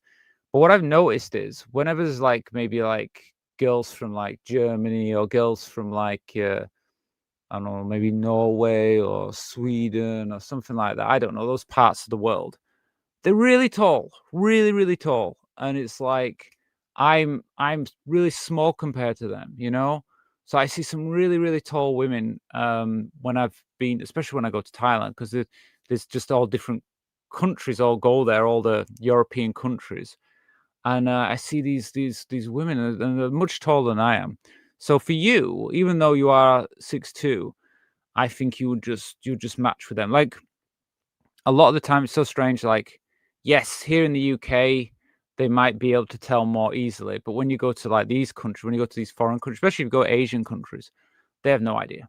Like for me, I mean, I don't know if I've told this story again. Well, I mean, I'll tell you a story, even though I should be leaving it till we get to the 25 £25, but I'll tell you it. I was in Thailand, and I got sick once when I was in Thailand, so I went to the hospital. I had food poisoning. I'd eaten some fish or something that had gone off. So I had food poisoning. Went to the hospital because the Thai people are always like, go to hospital, go to hospital. So I went to the hospital, and the doctor asked if I was on my period, and it's because they didn't know. They just didn't know that I was trans at all. They couldn't tell. So this is the thing. You might feel more uncomfortable here in the UK or whatever, or in Scotland, but you can find there's tall women in some countries, really tall. So I don't know. I mean, you have to do what's best for you. I'm saying you should go to another country because they won't know. But I'm just saying, I try to use examples saying I think even women in the UK are getting taller. So I wouldn't worry too much about it. I think they are getting that. It's like getting to 6 foot plus now. So I think it's more becoming more normal to have like taller women. I did not blend in as a male due to my tact, so not blending in a trans. Well, I'm used to that. So, well, yeah. And I think that can be a good thing as well. If everybody's looking at you, everybody's watching you. It's like, isn't that what like famous people get? You know what I mean? I mean, not this great thing, but I'm saying they're all interested in you because you don't blend in. So, sometimes maybe try to embrace it. Maybe just say, well, yeah, I'm me. If you want to watch me, watch me. I ain't really going to do anything different from you, but off to my first ladies that do lunch tomorrow. Oh, okay. Oh, I think you said something about this to me before. You just like an event or something in your town, Jade, where you live. They've like is this a LGBTQ or trans event? You have to let me know. I think I remember you telling me something about it before though. Yes, 5'16". Yeah, exactly. Well, yeah. I mean, this is just how it is, isn't it? Just be yourself, and I'm sure. Look, I say, like you just as long as you relax and you enjoy yourself and being yourself, that's all that matters. And if people want to look, people are gonna look. It's not to let them bother you. I'm on Discord now. Oh, you joined the Discord. Okay, thank you, Sophie. Let me see if I could probably if I'll try and do it while I'm talking to you now. If you're in there. Okay, I think you've joined. Let me just check. Did you join? Oh, Sophie, there you are. Okay, thank you. Well, I've just added you. So you're in there. But yeah, if you want, I don't think you're a channel member, are you? I don't think you are. Let me check. Let me check here. What am I talking about? I can see on your thing. Oh, you're not at the moment. Well, if you do become a channel member, let me know. Well, I'll know anyway, because if you become a channel member, I'll add you. Because then you can go to the private chat if you want to become a channel member. But you're there, yeah. Go to the private, go to the public chat, and you can talk there. But if you want to become a private member, it's just £1 for the month. And then you can join that. Rachel, if anyone is missing, I will pay to add them. Oh, right. Well, I mean, there's a few people. I mean, I know. So Sophie's not a member yet. Is there anyone else in tonight? Janice still not a member. I mean, Janice is here quite often. Janice and Sophie are here. So yeah, I know that there's a few people, and I know there's a few people in the video. That there is some people about. There's definitely people watching, but I don't know where they are. So yeah, I mean, if you want to help them, it's up to you. But yeah, it'd be because I know Janice has been here quite a lot. She's not a member yet, and obviously Sophie's just joined the Discord. So if you want to help Jade, yeah, please do. Thank you for that. And then anything we get anything tonight, I will add it to the what's it called, donation. Add it to the total here because we might get up to the 25 tonight. Let's see. Okay, I think we should watch a little bit more of this, and then we can see how it goes. Okay. So yeah, here we have the video. So see what else some other people are saying.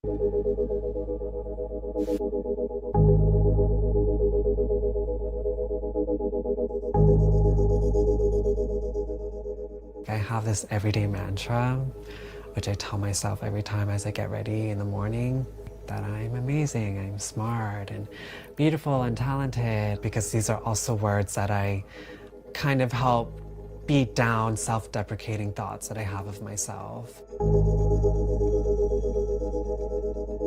My form of self-expression is through fashion, and for me, every time I step outside of my apartment building, I always get a little bit of anxiety, just because my queerness is really visible. So I'm literally wearing who I am on the outside, and that's putting myself in a really vulnerable state. So to have all these eyes and judgments and whatnot can be really quite heavy sometimes. Yeah, I mean, I can say that definitely. Oh, 1 minute. Oh, we've got something going on. Oh, okay. Thanks, Jade. Oh, you've added. Are you a member for 1 month? Did you become a member? I thought you were already a member, Jade. I don't know what happened there. So you became a member again. What happened there? Okay, so Jade's become. I thought you were already a member, Jade. Now I'm confused. I thought you were a member already. Well, okay, thank you. I don't know what happened there. Well, thanks anyway, Jade. Well, we'll add that to the donation bar. I think that will it go on to. I'll add that to the donation bar. I was just okay. Well, thank you. I will add it. Yeah, I was just gonna say about this video that I know that when I first started dressing full time and being myself, yeah, fashion was. Well, it still is a big part for me. I don't know about any of you out there. It was a big part for me. I guess it's been less so recently, just finances and stuff. I'm not exactly been in a situation to go and buy loads of clothes or anything. But I used to spend all my money. Any money that I had, I used to spend it on clothes. I mean, I think as well it's kind of a way for me just to kind of learn my style because I didn't know what my style was when I first transitioned. I'd never lived full time as a woman. And then I had this chance to just dress as myself and be myself. And it took me ages to find a look that I was happy with. And then, I like this kind of thing for summer and stuff. I like to wear like dresses like this and stuff. So now I found my style, but it took me a lot of money, basically spending money on clothes to actually work out what my actual style was. But I totally agree with that lady before about you're wearing yourself, your style, your look on the outside, and yeah, it just takes time to adapt, but also to feel comfortable, I guess. But yeah, but I mean, she looked good, so she's nothing to worry about. I mean, she's herself, and that's the most important thing.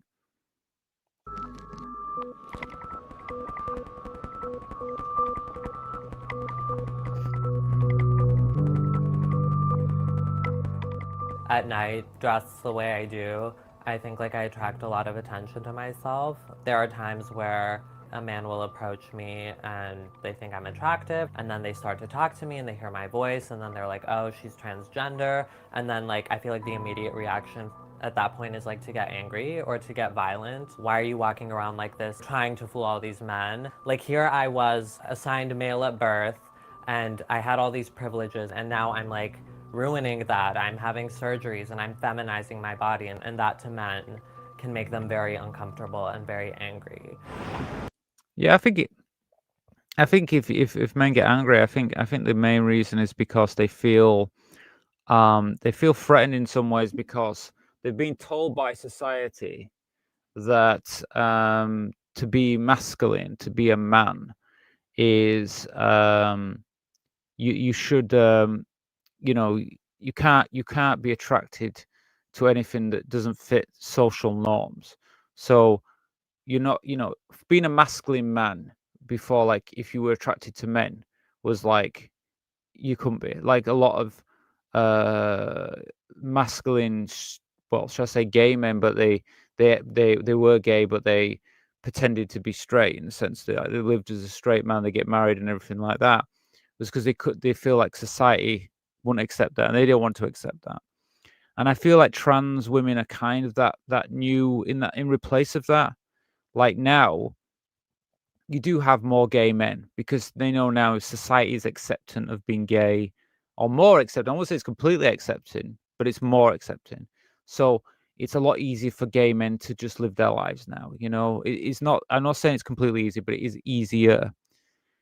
And then when a man who's asked, I'm a macho man, I'm the man, and then I like her, they go up to, and then they hear like my voice, and they realize then that you're trans. They're still attracted to you, but they don't want to accept that they're attracted to you, and that's why they lash out with violence. That's why they lash out with being nasty, because they are attracted to you. And they're saying, oh, but society tells me that it's wrong to be attracted to you. And then they feel bad because they feel like, oh, well, you've affected my masculinity now.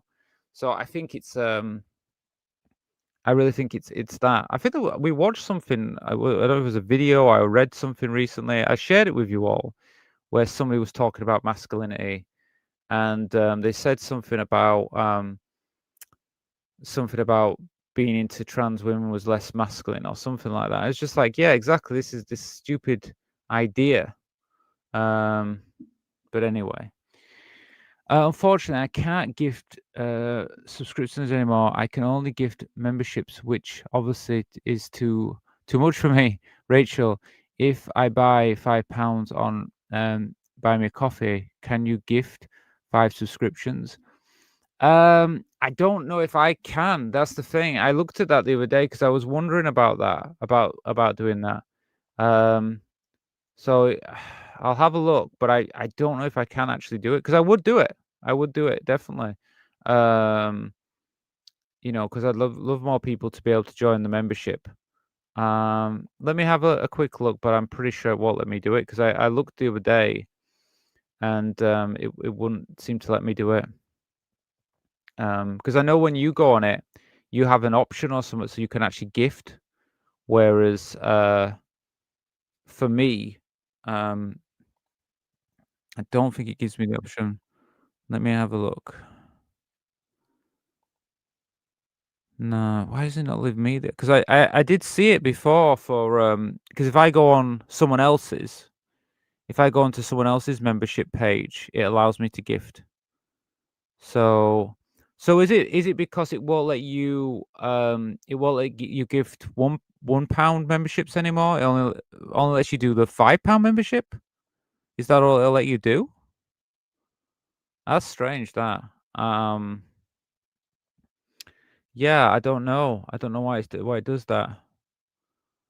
I don't know what we can really do, Jade. Yeah, I mean, it would be great. I mean, if we could do like gift 5 memberships, or is it because you've hit the limit? I do know there's a thing of there's like a limit per month. I do know that because I was I was watching another. I watched this other live stream myself, and it was really crazy. I was watching a live stream. It was last Thursday, I think it was.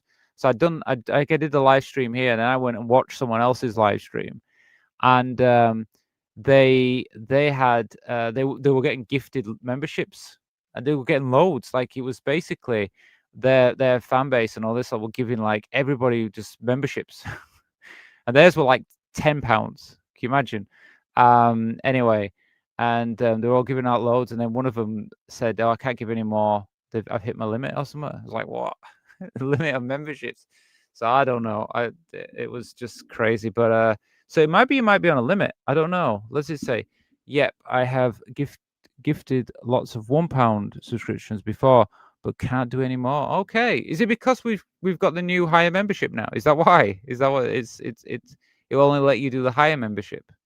Oh, that's crazy. Because the £1 is kind of like it gets people like at least they can join and be part of the Sunday show. So I feel kind of sad about that because it's like yeah, if you don't know, if you're watching this, you're not a member.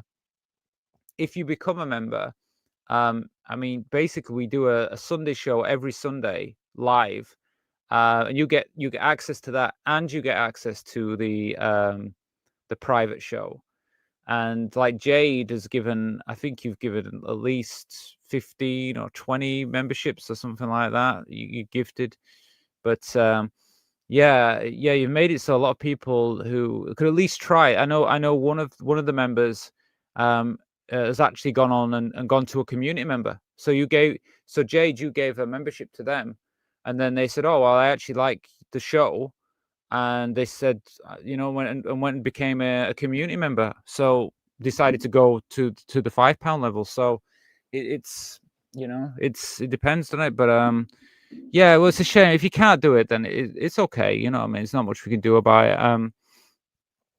Because I'd like more members to join, but I think it's just if people want to join, then I mean it's only like £1. I mean, I know to some people it might be a lot, actually, £1, but yeah, if people can, I mean, I if I could gift them, I would give them occasionally. I would definitely, just to give more people a chance to be part of the private chat and everything like that. But I guess we can't do it by it. That's a shame though. So it only lets you do £5 ones now. Yeah. How much are coffee mugs? Well, the coffee. What you mean to buy the? Which one do you mean? Do you mean the actual coffee mugs, or do you mean buy me a coffee? I do both. I have a store that sells coffee mugs. So if you want to buy coffees, there's a store, but I think it's like £10, £12 UK. And then if you're in another country, it's the equivalent. Oh, well, you're in Wales, aren't you, Sophie? So yeah, it'd be about pounds worth. So yeah, so like £10, £12 for a mug on the store. But if you're talking about buy me a coffee, that's donation. That's a donation site. So, and there is membership as well. You can become a member there as well. But I only have like community member, which is £4. So it's £4 on for a community member on buy me a coffee, but it's £5 on YouTube, just because YouTube is more expensive. Just is. But yeah, it's up to you. But you let me know if you what kind of coffee mug you want. If it's a mug or if you want to go to buy me a coffee. But buy me a coffee, you can donate anything. You can donate. I think you can donate like £1. It's fine. Anything's accepted there. So yeah, what's a shame about that anyway, about the gifted memberships, because that was really fun, that, because you gave a lot of people opportunity to join, and yeah, it's a good way just to let people just experience it, really. Anyway, let's watch a little bit more of this. Can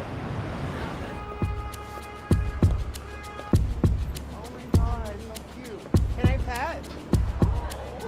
Give me a hot five. Bye, Pumpkin. I had a situation once where I'm pretty sure this guy knew that I was trans, and like he was talking to me, and I talk just like this. I never change my voice. I don't like try to sound like, a cis woman. I just talk like this all the time. And so I was talking to this guy, and because I thought it was just for Just out of, just to say, when we say about like different voices and stuff like that, but I know women that have deeper voices. I've met women with deeper voices than me. Now I know that's not socially normal, in the sense that most women's voices are more lighter, but voices, it just depends, doesn't it? Like, I don't know. I've just got used to my own voice. At the moment, I don't have any plans to do anything with it, but I might do in the future. Who knows? If I feel like it. Right now, I don't feel like I'm doing anything with it. But I mean, like her, I think her voice sounds fine. I don't think there's anything that, like, I won't be like, oh, what's wrong with your voice? So I mean, I don't know if people are like picking up. I think she's got a very typical feminine voice for my ears, but maybe not to others. I don't know. friendly conversation, and I thought he was hot, so why not, right? But I could feel that there was a cis woman that walked by, and she obviously gave us like some really weird look, like, oh my gosh, I can't believe you're talking to her, in a sense. And I could feel his energy shift because of that. And then his response to me was, wait, are you a dude? And I was like, excuse me, in a sense, like, first of all, that's not the right way to ask that question. And so I just proceeded to ask him, did you not know? And then I just like walked away after that. But in that moment, I felt like it would have been easy for him to attack me if. Well, I mean, again, I mean, like what she just said there, that's totally the wrong kind of question. It's like, I guess you could say, oh, can I ask you, are you transgender? I guess you could ask that question. But to say, are you a dude or anything like that? Well, I guess your answer there for her would be, well, no, I'm not a dude. So whatever. But yeah, not a nice situation to be in. He felt like his masculinity was kind of like questioned. For me, maybe sometimes these men don't know I'm trans, or whoever I get hit on don't know I'm trans. Yeah, it's like disgusting, but secretly inside, you're like, I know I look good. And that brings me confidence. As much. Well, if the guy comes up to you and he's chatting with you, he liked what he saw. That's what that's what he's coming for. That's what men who come to chat up women do. So yeah, he likes you. He's interested in you. And then is his problem then if he finds out you're trans and then kind of doesn't like you? That's like, well, you like what you see, but then you can't accept that to yourself. You can't seem to put that. But that's more of a society problem with educational problem, as far as I'm concerned. That's why people react this way sometimes. I don't think all people react this way. I mean, I know. Look, I've got friends. I don't do this as much. I'm going to be honest with you. I don't really go out and meet people on nights out. I don't do that because I don't like doing that. Okay, I'm not that kind of person. But I have friends that go and get guys on a night out. They go and they hook up. Okay, I don't often go out with them because I don't like to do that. But here's the thing, right? You said to me, "Oh, are they trans?" Yes. So what happens when they're with these guys? You know, when the guys find out, they're fine. They still want them, right? All my friends, when the guy still wants them. Okay, it's not a problem. Okay, so this kind of mythical thing is saying like, oh well, men they don't. It's like no. If you get a man and he wants you, doesn't care if you're trans or if you're cis. He doesn't care because he's already attracted to what he sees. And like my friends say, like I tell him, and at first they might not believe, and then when you you explain and you tell them everything, then they're like, okay, but I still want. So when they want what they want, don't they? So I just think like that's what I've seen in the world. So for me, it's kind of like maybe it's if they're with their friends or there's some kind of social thing behind it. That's when they feel funny about it. They don't accept you as much. But believe me, in a club when they've had a drink and all, and they know you're trans, they still want you. As I hate it, and I think it's disgusting catcalling, secretly in my mind, I'm like, I know I look good. That means it makes me feel passable when I get catcalled. Some people will say nasty things and laugh at me and mock me. People have always yelled things like, is that a man or a woman? Or do you have a dick? Or things like that. And I've been out with friends where I have a friend, I don't see her that often, but when I do see her, she's quite loud and sometimes quite obvious because I know it's her voice, but also in the way she's talking and stuff. And when I've been out with her, we've had people kind of shout and say, are you a man? And stuff like that. So it does happen. But it's this same thing about social. It's to do with society and to do with education. And I think some men, they feel this thing about this masculinity, and it is a true thing. They feel threatened by it because they've been told that they're not supposed to be attracted to transgender women. They're told that transgender women are who they say they are. So in their minds, they're conflicted because they are attracted. They are attracted and they like what they see. And then they realize that they like what they see. And they're going, wait a minute, I've been told by society that this is wrong, that I shouldn't like this. And that's why. So it's a society problem, really. it can be really, really scary to be dealing with these people.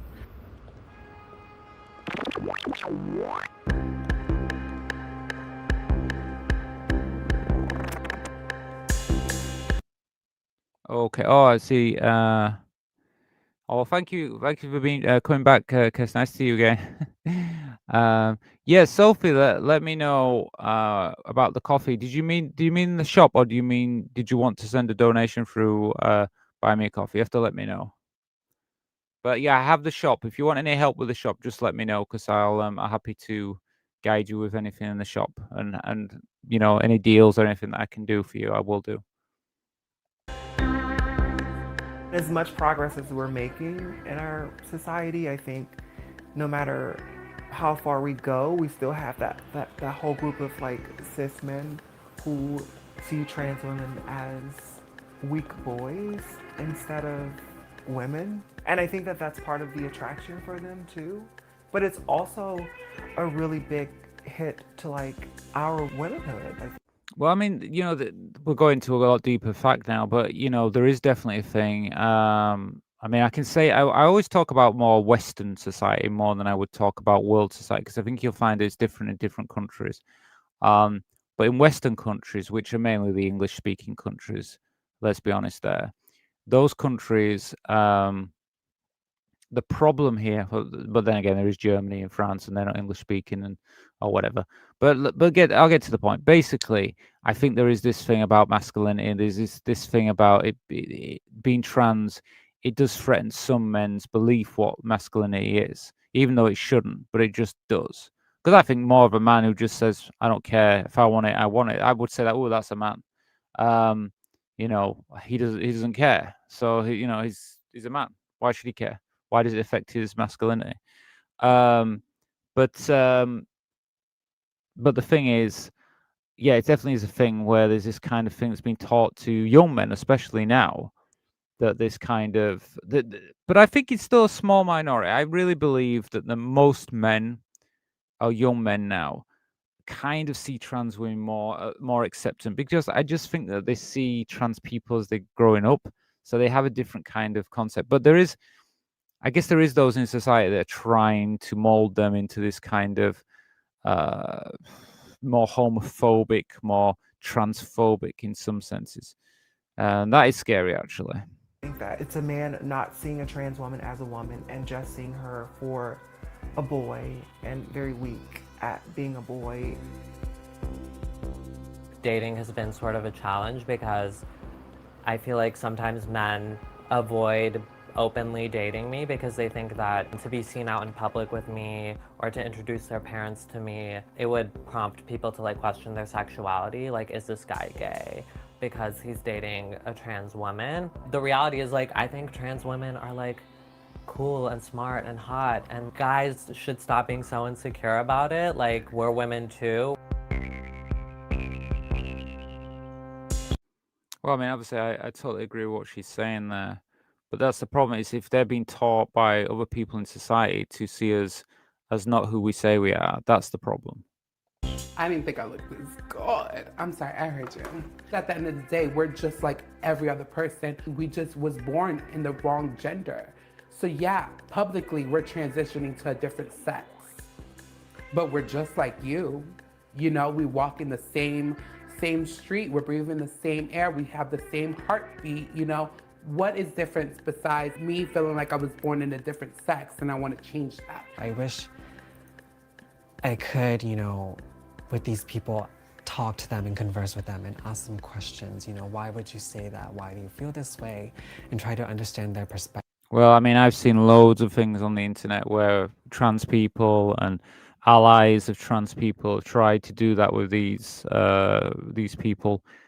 But I'm sorry, but every time you try to do it, their mind is closed. It is completely closed. Can it be opened? Yes, it most likely can. I think the best way is for us to just be ourselves, just to live our lives. More of us that are open, living our lives out in public, it becomes more accepted because it's just part of the reality of life. So I think that people will become more accepting over time. But I have seen the transphobes. There is many videos online. You can see these people that go to Pride, they go to trans events, they ask nasty questions of trans people. They criticize trans people. If you try to talk to them online, they're behind a keyboard. They feel very confident. They feel like they can try and shout you down, and they try to be as nasty as possible. They really want to hurt you. So it's very hard to speak with them. They're not open-minded people. They are very closed on this. They only accept the male and female, and that is it. They will not open their minds to trans people and gender fluid people. They just cannot accept it. They're just totally closed. Rather than just kind of like brushing it off. And I just think with change, a conversation needs to happen. So.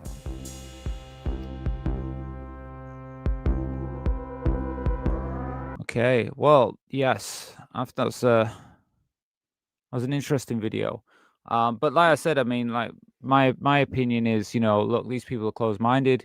There's going to be men that are going to be like this, and that's why trans people need to be allowed in the spaces that they identify with. How can a trans woman be put in a space with? Look, not all men are like this. I'm not going to say all men are like this, but there is men out there that do feel threatened by trans women, in the sense they feel that they're threatened when they're attracted to trans women, and then they get angry. And then there's certain people in the community say, oh, well, trans women should have to go to the men's toilets. And that's dangerous, because if those men are in there, okay, first we go in the men's toilet is obviously a nightmare. Don't want to go in there anyway.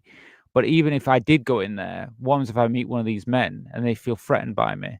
What happens next? Am I going to get beaten up? Am I going to be, what's going to happen? I don't think, it's just not safe to do that. And I'm shocked that I live in a country where they're actually proposing that happening now. But anyway, so yeah, well, feel free to let me know anything yourselves about that video, any of your thoughts on that. I'd be interested to hear what you have to say. Yeah, it's a shame that we can't do the gifting memberships, but I mean, if you want to become a member, feel free to become a member. Like I say, you can click on any of the videos that are member-only videos. If you click on them, in fact, I can show you what will happen if you click on them. So let me just share the page, and then let me see what I can find. Yeah, here we go. Let me see if I can share it with you. I'll show you what happens. So if you're watching this and you're not a member, please become a member. And once you do, you'll see a page. You can go to this page, for example. So you go to, I mean, I've got everything on a PC here, but if you're on a iPhone, you're on a mobile phone. You can be on any phone. You don't have to be on an iPhone. Whatever. If you're on a mobile or whatever you're using, they're more or less the same. You'll see something like join. You either see join, or you'll see oh, okay, we just got a donation. 1 minute. Who's that? Gab. Oh, thank you. I need to go on the big screen so I can see what it said. Okay, there you go. Did you send, well, how much was that? £5? Oh, thank you. Sorry. I had to jump back because I can see it on this screen. So when I went to the other screen, I was looking at the other screen, so I couldn't see. Okay, I've got it now. Well, thank you. Oh, it should add to the donation bar. Well, thank you. So we're getting there. We might make it tonight. We might make it. So thank you so much for that, Gabby. Let me see. I'll just do some comments while we're here as well. These ignorant pricks are thankful minority. I agree. Well, I think they are a minority. I really believe.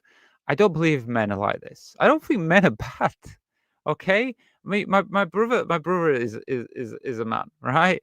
I don't think men are bad. Okay, I think there's some men out there that are being told by. I mean, look, let's look at the internet. We all know, you must have heard of Andrew Tate. Okay, Andrew Tate's one of these men should be like this. Okay, even though he did say that if you had if you met a trans woman who was a 10, and you had a cis woman that was a 5, which would you choose?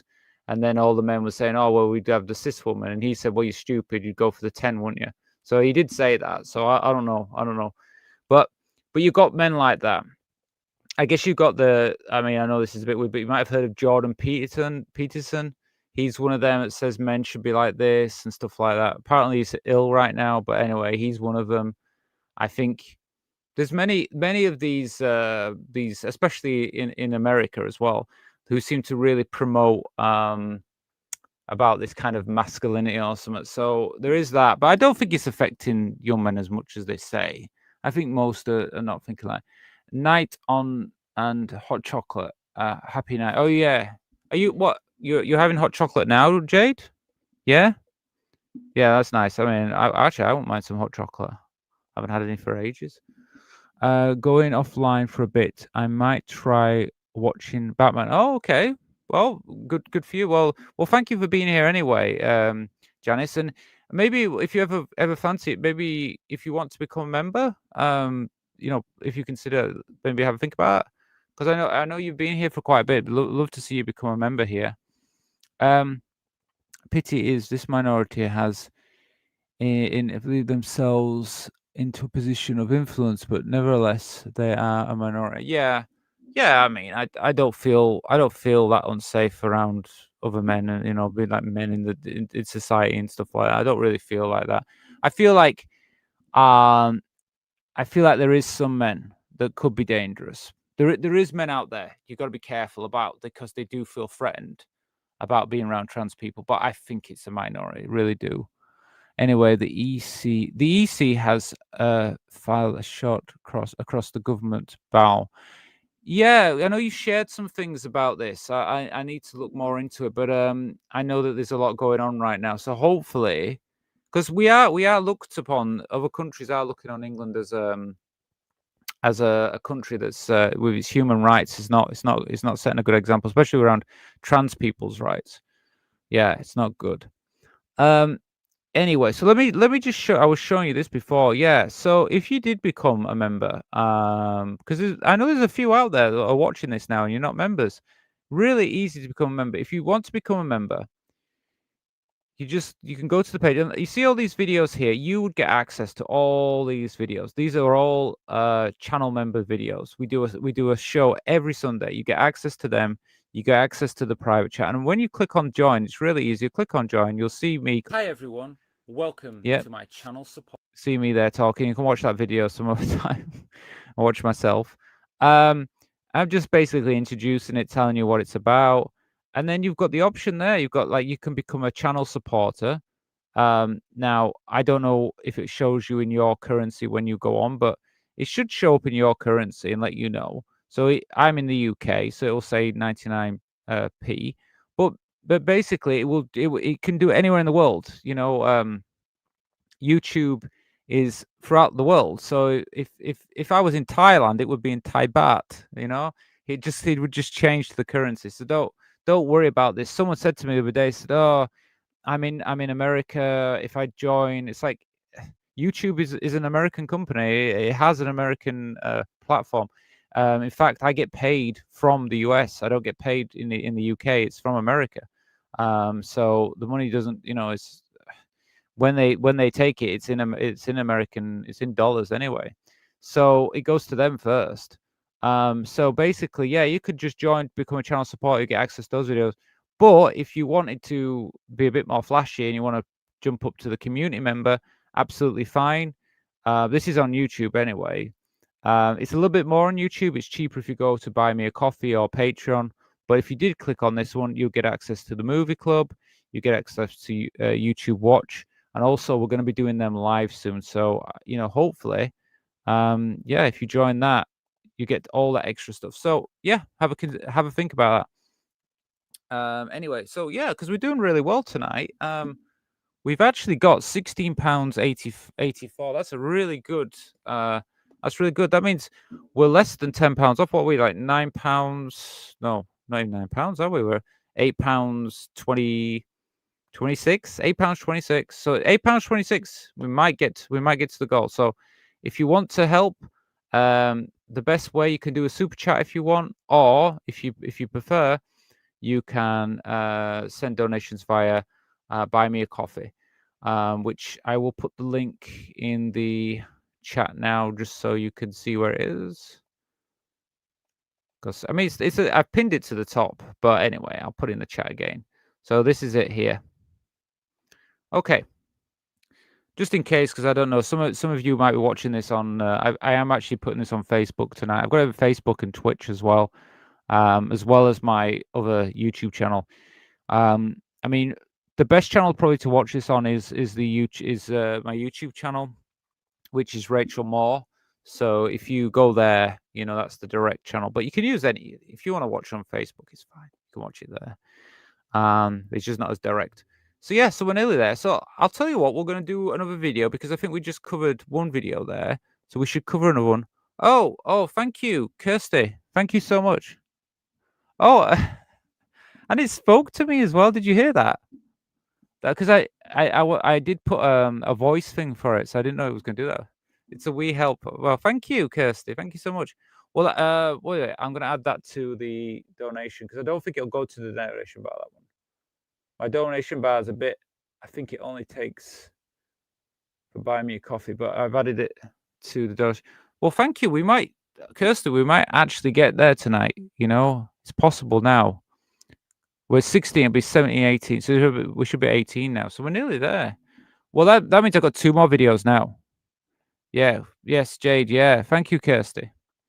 Well, with 2 more videos, we got 2 more videos now because that was 2 donations since. So I know because we got your Kirsty's now as well. So what I'll do is I'm going to spin the wheel. If anybody else would like to give a small donation, feel free to do so. If you or if you want to become a member, I'll add that to the donation bar as well. So members also get added to the donation bar. Okay, So let's watch another. Well, no, let's spin the wheel first, because what video we're going to watch, we don't know yet. We need to spin the wheel first. Let's see. So I'm going to share the wheel with you all. And we might do it tonight. We might get to the goal. Let's see. Okay, spin the wheel, Pumpkinhead.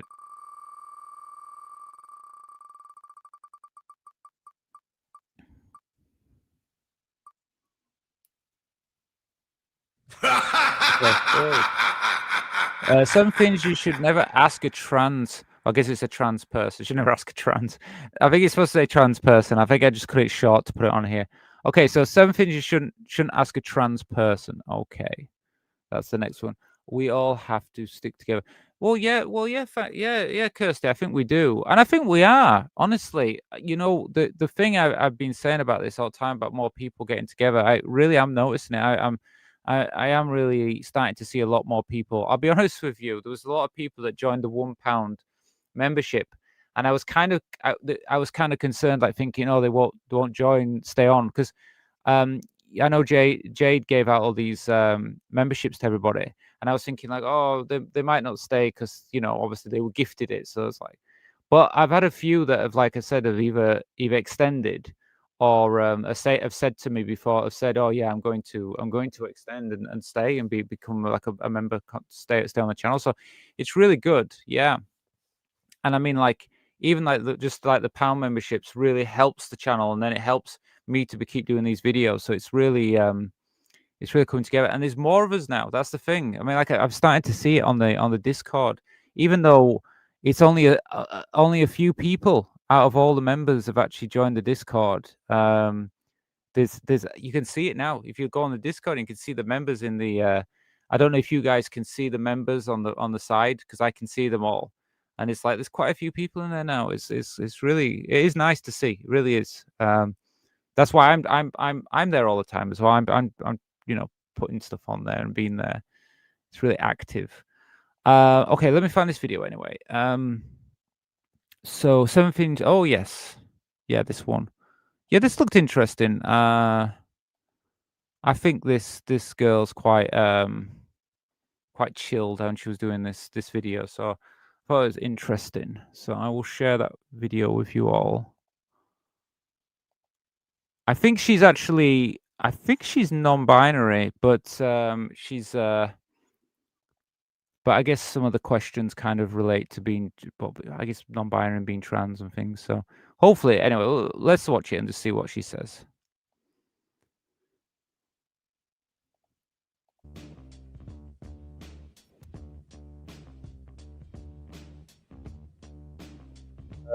So, whatever, too quick. 7 things you should never ask a trans or gender non-confirming person. Okay, fair enough. Okay, I don't know her name, so okay, whatever. I'm Hari Neff, and Hari Neff. Okay, so Hari Neff. here are some things you should never say to a trans or a gender non-conforming person. Are you a boy or a girl? Well, yeah. I mean, why should you should see what you can see in front of you anyway, and then interpret it that way. But I guess if you're a non-gender conforming person, that would even be more worse to be asked. A lot of the times, trans and gender non-conforming people look gender ambiguous. They're in transition, or they don't really conform to either side. However, if you don't know somebody, and whether you're inquiring into their sex or their gender, it's invasive. Have you? Well, yeah. I mean, that's the thing, isn't it? Why, unless somebody wants to talk to you about why should you be like kind of, it can be invasive of someone's privacy. Well, the more that join, the more will be there to action petitions. Well, that's it. That's the thing. You imagine, like, Kirsty, like if I mean, right now it's about 50 people in the membership. Okay, there's about 50 people. So if all of them joined the Discord, and every time that's be 50 people that could. I mean, I'm not saying they have to, it'd be their choice, but that could be 50 people. And I'll be honest, I've been doing the membership thing for just under 3 months. So, if we're talking about, if we do another 3 months, it could be 100 people there. And then by a year, it could be, I mean, it's possible. I don't know, but you could be talking 500, 600 people. It might be possible in the future.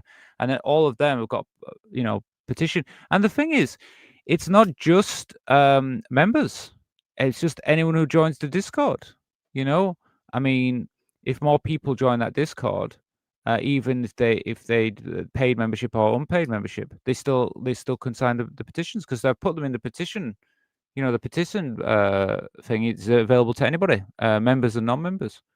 So it's possible that even if someone becomes a member, then decides, oh, I don't want to be a member anymore. I don't know why they do that though. But if they decided not to be, they're still going to be able to use the public and the petition section. So there'd be a lot of people in there. So it's a matter of, more people, more people can sign petitions and things like that. So, obviously if they want to, I mean, we can't force people. We can't say, well, you're in the Discord, you have to do this.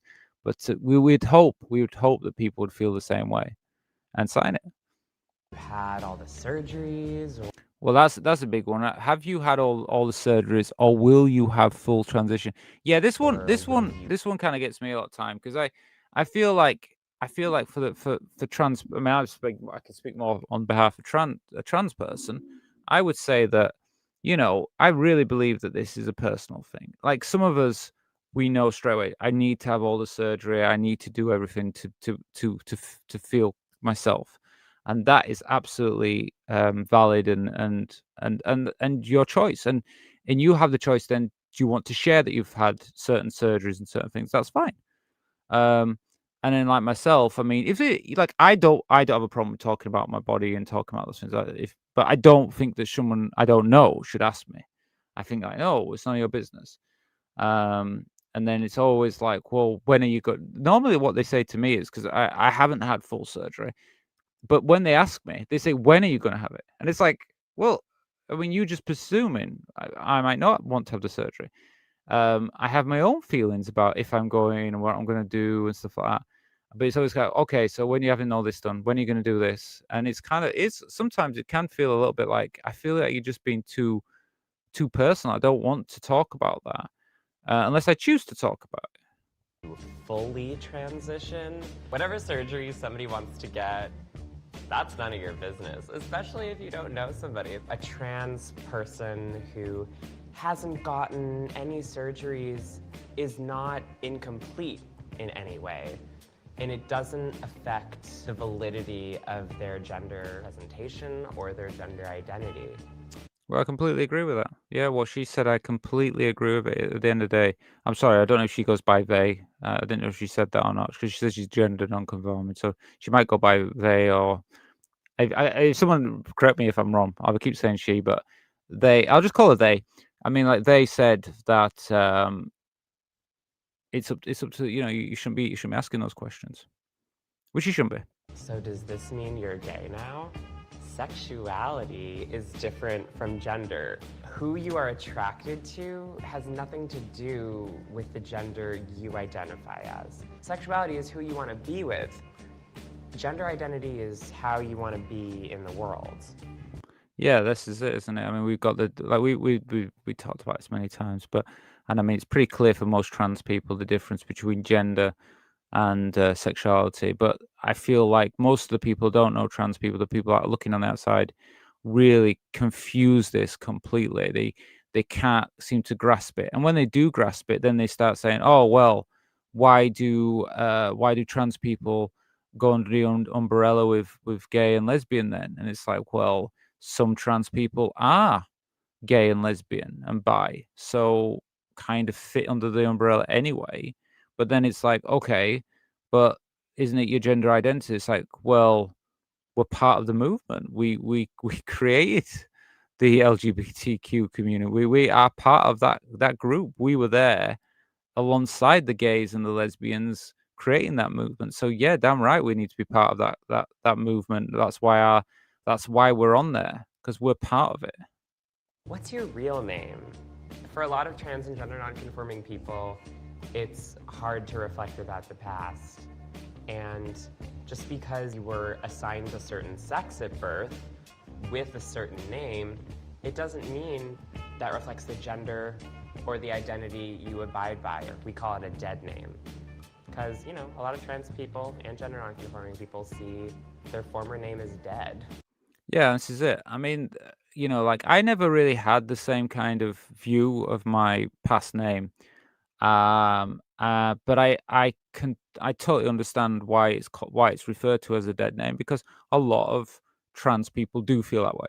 Very much do feel that way. I don't know about how you all feel out there, but I know that a lot do, and I totally understand that. For me, it became like I never really had any hate or any problem with past name or anything. I had my name now. This is my name. I'm Rachel, but and because I don't use that name, for me that name is kind of like it's just there, but it's never used. Now, obviously, there's no point to it to being used. I go by Rachel. I don't go by that name. The only time that has come about is only when it's to do with some documentation or something from the past, and then it occasionally appears. But otherwise, no one in my life now, even my parents, nobody uses that name. So yeah, and I mean, have I been asked by people? Yes, I have been asked. People have asked me what my. They don't say what's your real name, but a lot of time they'll say, "Oh, what was your name before?" or something like that. And these are people like strangers, and it's so strange because I don't want to talk about that because it's really like, well, that's not my name, is it? So I mean, I don't get angry in that sense, but I do feel, yeah. I don't know if I shared that. I'll share that love heart from Jade for Kirsty earlier on. But yeah, I don't know, but yeah. Let me see, because I know Kirsty. You have you had all the surgery? Answer: no, still have my what's that one? Appendix, yeah. Oh, right, okay. Yes. Well, this is it. Yeah, I mean, it's intrusive to ask about surgery, isn't it? Are you gay? Answer: I am quite happy. Oh, well, yeah. That's true. Well, that's a good answer, though. That's probably the best answer to answer if they say something stupid like that. What is your real name? Answer: my name is for my friends. That's lined from Lawrence of Arabia. Oh, okay. Oh, so it's from Lawrence of Arabia. I don't know why I'm talking like this. Lawrence of Arabia. Rachel, spit it out. What is your real name? Answer: my name is for my friends. Ah, yes, exactly. Yes, for my friends. None of your business. Yeah, well, this is it when strange, and it is normally strangers that kind of get intrusive when they want to ask these questions. When did you know? This idea that there's always this one moment, that doesn't really exist. And to suggest that it boils down to one moment oversimplifies this idea of gender identity as sort of a passing whim or an epiphany. What happens if you want to go back? So that was very quick. Well, I mean, let's say it from this point. So, when did you know? Yeah, I mean, like most of us, we have our answers anyway. We like to say, you know, when we were younger, which is true. But like they just said then, it could be different for everybody, and really, it is kind of a gradual thing because yes, we know when we're younger, but sometimes we don't have the vocabulary or the words for it. You know, I knew I was transgender from a young age, but I didn't know the word transgender until I got older. So that's another thing, isn't it? You know. When did you know? Answer: very early. Well, yeah, very early. I think we all knew very early, young. And then it's just getting the vocabulary for it, really, isn't it? Because there's so much stigma and shame, we often question ourselves and we often wonder whether we're making the right decision because we don't have very much evidence around us to allow us to feel affirmed. So this is tough enough already. We're doing this because we have to. We're not going back. You know, even if the world is telling us to, we're trying to find the strength to stay on our course because we need to. See, this is quite interesting because I mean, I don't talk about this that often, but a lot of the transphobes now, they like to use detransitioners as an example that being trans is some kind of, you know, people being forced into it. But like they just said there, that, you know, it's kind of like the world is pressures us all the time. There is this kind of thing like we want to carry on and be who we are, but there's a lot of negativity around us. We have to fight against that, and there's a lot of things in our culture and our society that still kind of, you know, it's all around us all the time. And some people detransition, and there has been like evidence of like detransitioners where they've said they just felt it wasn't for them. It just got to the point where they just, you know, they didn't feel like they could carry on that path, and they stopped. It wasn't because they felt like they'd been tricked to be trans. They just felt like it wasn't for them. It wasn't working for them, and maybe it wasn't. It's hard to be transgender. It is hard. It's not. We don't get instant acceptance throughout the world. We just don't get that. And I think it's recently, in recent years, it's becoming harder again. So people who transition are really strong people. You know, because there's a lot of transgender people who are still in the closet, who are not transitioning, because it is hard. It's not easy. And I believe a lot of detransitioners, a lot of the time, there could be that argument. Can you imagine? I mean, if everybody around you is telling you that being trans is wrong, that your existence doesn't matter and things like that, you might feel that way. You might feel like I'm going to detransition just because I'm not accepted. I mean, I don't think a trans person can do that, because I mean, I couldn't do that. I mean, I probably put that the wrong way around, actually, because I could understand like you get a lot of pressure. Most people, it's too much for them. I don't mean they detransition because of that reason. What I'm saying is that you could have all this pressure around you, all this negativity and stuff, and you just feel like I can't be myself around these people. But maybe you're kind of like, okay, I won't be trans, but then as soon as you're away from those people, you can be trans. Do you know what I'm saying? You can be yourself. So I don't know, it's a weird world we live in right now, but I would say that most trans people just want to be themselves. And there's never a kind of thing like, I want to go back. I don't want to go back. You know, this thing about what happens if you want to go back, it's not really an option for trans people, because you can't live that way. Can't live as that way. What was your? I'll skip down because I know you sent me some more comments here. When did you know? Very early on. Okay, it was Gabby, wasn't it? Gab. Okay. Told one of my close friends I am questioning my gender identity. And his first question: do you like men now? Think he meant well, but shows. Oh, I think he meant well, but shows a lot of people just haven't got the education. Yeah. Well, that's another thing. It's like a lot of people. Look, I mean, I don't really talk about all my experiences and stuff like that, but I mean, there is this kind of instant thing of like, if you transition, it's just automatically okay. So you like you know, even if you've dated women before or anything like that, it's like, oh, you like men now. And that's kind of like that is how a lot of people just honestly think, right? It's like, no, there's trans women and trans men who date same-sex attraction, never change their sexual preferences, because like you don't transition and then just change your sexual preference. That's the thing. I mean, I guess if you're bisexual, or you just on a kind of, your sexuality is kind of fluid, then you can be interested in male, female, trans, non-binary. You know, there's people out there like that. So it just depends on yourself. But I mean, it's just this thing like, okay, if you're a trans woman, you must like men. If you're a trans man, you must like women. It's just like that kind of. And then if you don't agree with that, they feel like that's wrong.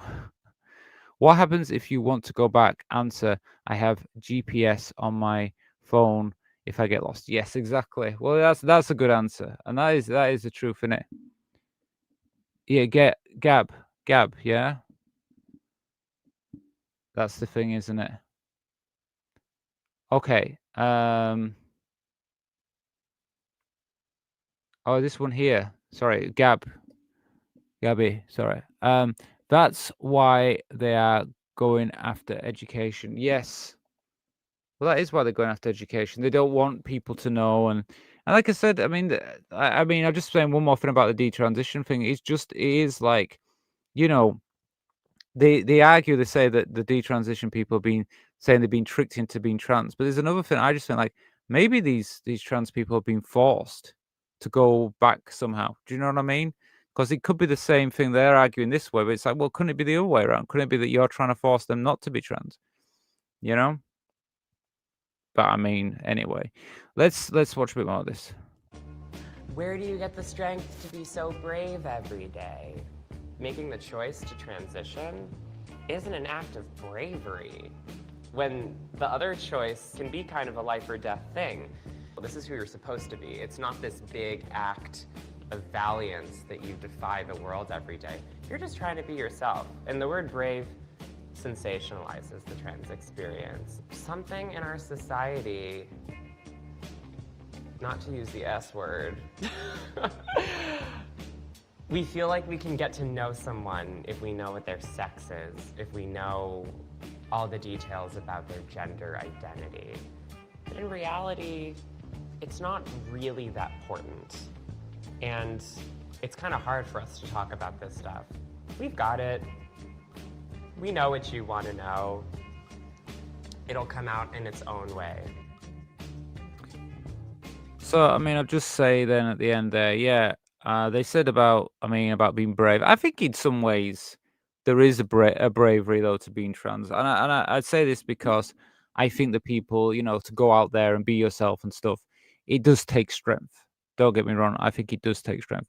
But then I agree with them in the sense that to live our lives, to be who we are, this is who we are.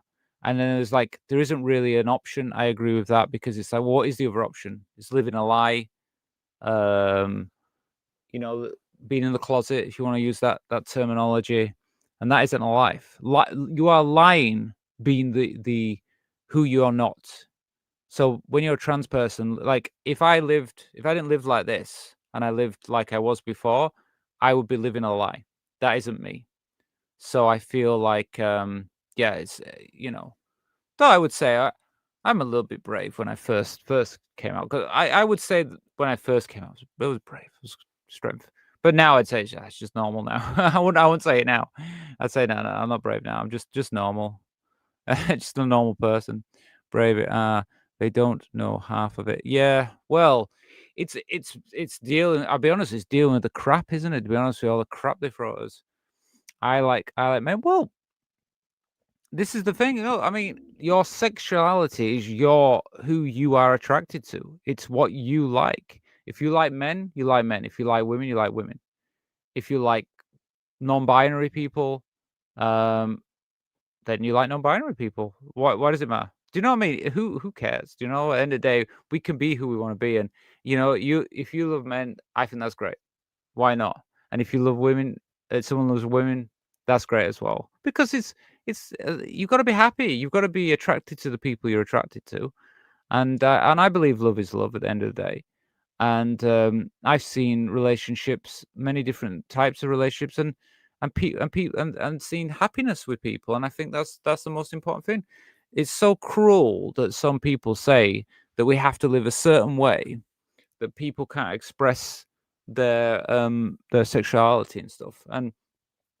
But it is true that being transgender has nothing to do with your sexuality at all. It's nothing to do with it at all.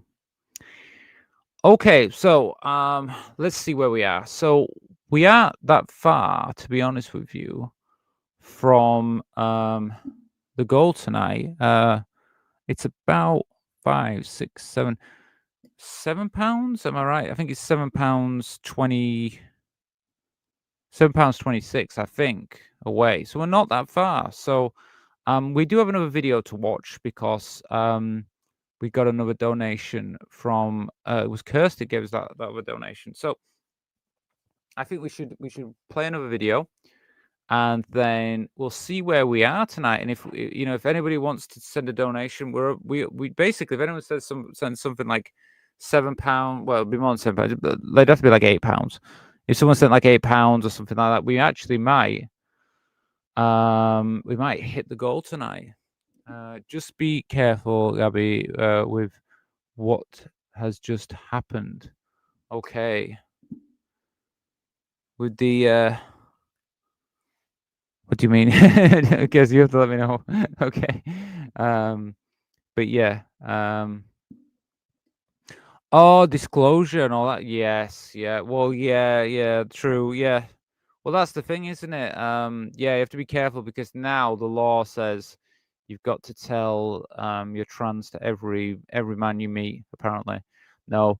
But I mean, yeah, that stuff about disclosure and stuff is just absolutely ridiculous. I mean, saying that if a trans woman is in that situation, I mean, I mean, you just think about it. I mean, you should be able to make your own decision. If you want to tell someone before you get to that, before you get into a situation where you're alone with someone and there's possibility of sexual contact. I mean, of course, you should be free to say, do you want to tell them then or not? It's up to you. That's how it should be. And they've taken that away really because if you do something and then and I mean the thing is, what happens if the guy says anyway, oh no, she never told me when you did? So you know. Um, but I mean, I'll use one of my. I think I've told you this before, but in Thailand, as I go back to Thailand, there's a lot of girls that work trans women, and they work in the bars. In Thailand, they have that. That's their industry. They have girl bars basically, and men go there to the girls. If you didn't know that, actually, is quite normal there. Even though Thailand denies it exists, it does exist. It's quite obvious if you ever go there. And the girls working in the cis girl bars tend to be trans. A lot of them are transgender, but they've had full surgery. So they, obviously, the men that are visiting these bars don't know. So a lot of the men who go to Thailand and do what they do, and then go, oh yes, I had a nice holiday in Thailand. When they come back, they've actually slept with trans women, but they were never told. And it's like a rule that the girls are not allowed to disclose it to the men. They're not allowed to tell them. So yeah, it does happen. Happens quite a lot in Thailand. That it's just because a lot of the trans girls that work in these bars, they can't get pregnant, and they tend to be taller and more like a model. And the Thai, they say, well, it's good business for us. So yeah, I know it's kind of crazy what I'm saying here, but it's just a fact. It's true. Thanks, Kirsty. I feel like a minefield working things out with all the current news. Yeah, I know it's sad really about the situation we're in right now. When I actually started my transitioning, I came out and started to live my life as my true self. The news wasn't like this. Believe it or not, it wasn't like this. There was still obviously people that didn't agree with trans people. That always existed. It was mainly more American based as well, not so UK based. It seemed like you could look at America and you'd see I think it's like Matt Walsh and who was that other one? Most of that group, but I know Matt Walsh is one of them who was really like total transphobe. And there was a few other people over there. Oh, there was always J.K. Rowling, but J.K. Rowling is just like some mad woman, moaning about trans people all the time. You know what I mean? But it seems to be in the last maybe 5 years, maybe less than that, mainly since the pandemic and stuff. It just seemed to have increased, and so obviously, I mean, I would say in America mainly through like the politics with Trump taking power became more of a talking point. And then I think in the UK just started to kind of spark recently. Really, I wouldn't say it was massive. It was always there, but it was just kind of not as big as it is now. I mean, you could probably argue with Elon Musk taking over Twitter could have been a big spark because I mean that's not really a free speech place. It's more.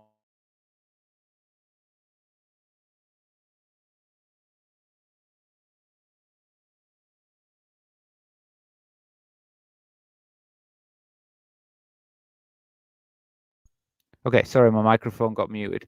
I'm back. Yeah, I think it's a recent thing, really. So I don't know. Let's see what happens in the next 10 years. Hopefully, it'll die down again. But it just kicked off recently in the UK. But it could be just like Elon Musk and Twitter and J.K. Rowling and for Women Scotland with their court case and the Supreme Court. It could be all that. That's really made it a mess. Wear a pin, yeah. I support that the form of disclosure. For me, it's a trans pride and political statement. Yeah. Well, yeah. I think having symbols and stuff, and I think share. Like the pin's a good one. And maybe have some visible. Have some visible things. I know some people have like pride. People use pride things. Trans. Even like bracelets and things like that. Trans necklaces. Things like that. They.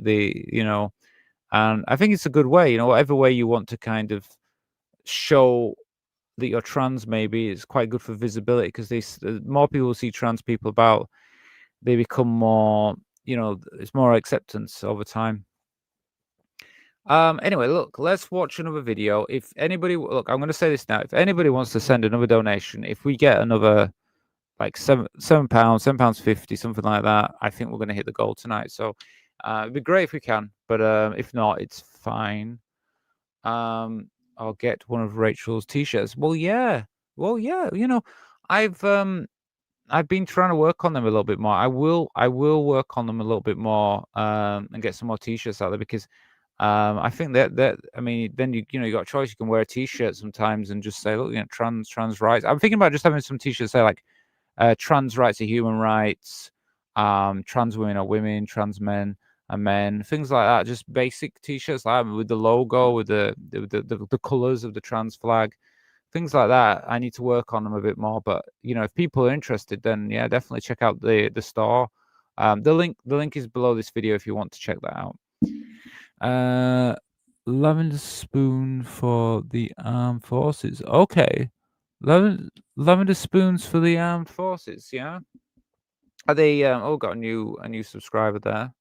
Well, I mean, I know. I think in America now, you don't allow trans people, do you, in the army? Do you let gay people in the army? I don't know if you've gone that far backward. I mean, it's bad enough we're not letting trans people in there, but have they started to exclude gay people as well? Seems strange to me. I mean, like I wouldn't want to be in the army, but what's to say that I wouldn't make a better army officer than someone else? I mean, the reality is, when we talk about the army, it's not all about picking up a gun and shooting a gun. There's different jobs in the army, and and these your I forgot what else you could call it, but anyway, the army. Let's call it the army. I know it's the Air Force and the Navy and all this stuff, but I mean, someone being trans shouldn't really affect their ability to be part of a protective force for your country. Trump kicked trans people out. Yeah, I find it very strange. I mean, look, again, in Thailand they don't allow trans people, but that's because you think, oh, it's Thailand, isn't it? Well, no, because I mean, I don't know. I don't understand why people think that trans people can't be in the army. That did, and the servicemen resent that. Yeah, well, because I mean, yeah, they resent it. Well, I mean, you think about it. How is that a problem? Like, seriously, why is that a problem? Like, I mean, a trans person, okay, you might not agree with us or whatever, but we can do things in the army. Like, some can fight. Some are good with guns. Some are good with that side, with combat and things. Some are good with just working out how to organize armed forces and stuff. They have logistics, management, and they have people. I mean, there's all different departments in the army. It's not just, oh, here's a gun, go shoot a gun. It's not that. That isn't the army. That is part of the army. You do need those people, but there's other people in the army to make the army function. I mean, don't they have like drivers, and they have people that organize, I guess, like how they're going to move tanks and things like that. It's not just like they all just do the same job. You need to have different people in the army. So kicking out trans people just seems weird. Many were highly decorated and had several served in war zones. Yeah. Well, I find a lot of trans people, when you actually, speak with trans people, there's, that we're just like any other human beings, and we have, there's people in our community that can be really good at these things, like really good at the army side, and like being in the army, like being part of that. Unlike Trump, who dodged it. Well, that was it as well. I've got another subscriber. Yeah, we get all the subscribers on here. You can see all the subscribers in the cup. Yeah, no, he didn't even. Yeah, this is the thing. He didn't even want to be in the army. Didn't even take part in the army. And then you've got people that actually want to fight for the country and I would say they want to be there as a I don't say they want to fight, but they want to be they want to look after the country, shall I say? You know, they want to be there defense. They want to be defense. They want to do something positive for their country, and he doesn't let them in. It's absolutely crazy. I mean, I find it baffled me. I thought it was confusing when, like I say, with the Thailand situation, because they don't let transgender people in the army in Thailand. And I used to always think, well, it's somewhat from the past. They might change that one day. But then again, because I'm not someone who'd want to fight in the army, I thought, I can understand why it's good for trans people. Like, oh, you don't have to fight. But I really, really find it bad with the what I see in America. I'm sure that if the same thing could happen in England, if reform win the next election, they probably stop trans people from being able to go in the army. It's such a weird thing to do. Anyway, well, look, let's watch one more video. Unless anybody wants to finish off that, we're nearly there. We're so close. But we'll do one more video anyway. And if after this video we haven't got any more donations, probably have to call it a night. So let me share this with you all, and then we'll see.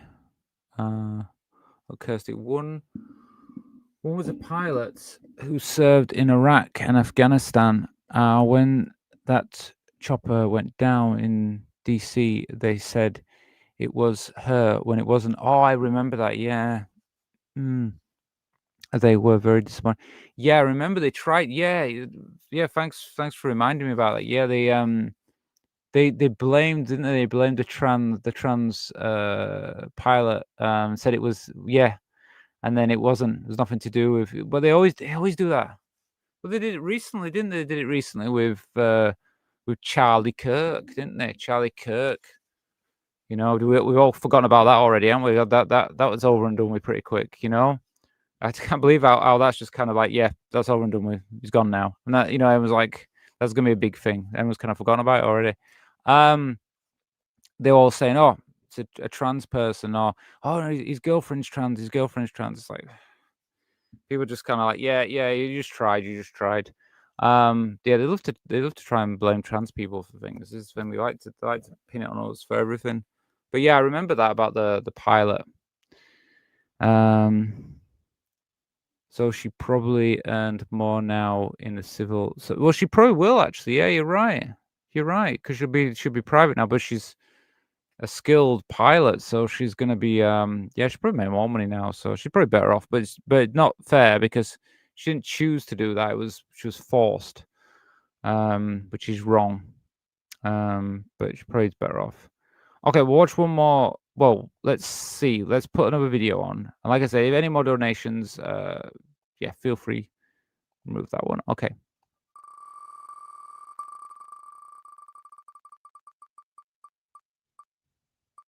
So we're gonna watch now. Okay, so it's a female to male transgender short film. Okay, yeah, actually I do know this one. Sometimes when I click on these, I can remember the video. I'm like, oh yeah, that was the one I was gonna do. Let me click on this one. So yeah, this is just like a little short film. I don't think they say much in it, but we can watch it and see what it was all about. Okay. I'll get that ready for you now. Okay, so we'll watch this. So like I just said to everybody, we're going to watch this video now, and then after it, so if you want to keep the show going, if you'd like to give any more donations to keep the show going, we're nearly at the goal. The goal for this show is £25. We're actually about £7.20, 24p away. So basically, I think that's something like $10 or something in American money. So yeah, so not far away. All right. Well, good night, Kirsten. Well, thank you for tonight. Thank you for your support as well. Thank you for being here. and I'll see you again soon. Probably see you in Discord. Probably see you in Discord soon, actually, because I'll be about. Anyway, good night. Okay, let's watch this video. If anyone wants to make any more donations before the end of the show, please do. We're very close. Even if you just want to send like $1 or £1, it will help. So, thank you. Okay, let's watch a bit of this. Being trans, it can be scary sometimes.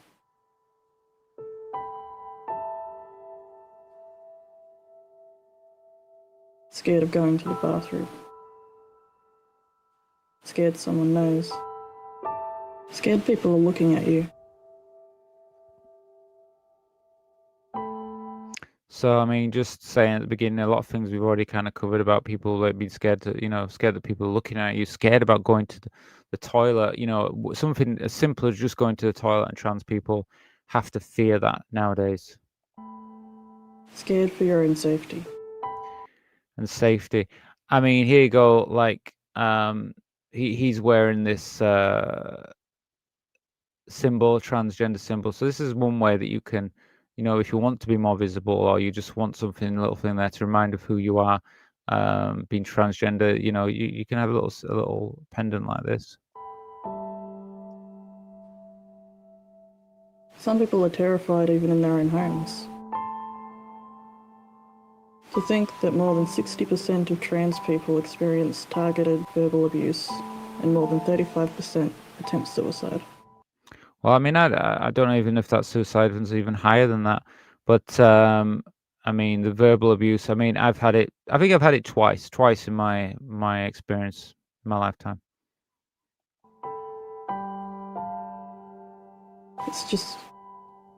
It's tragic. It's shocking. It shouldn't be like this.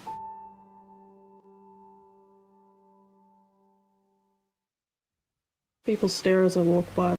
So what does it actually say on his thing? More than 60% of, I think it's transgender people experience abuse. More than 35% attempt suicide. Don't educate and advocate. Not sure how.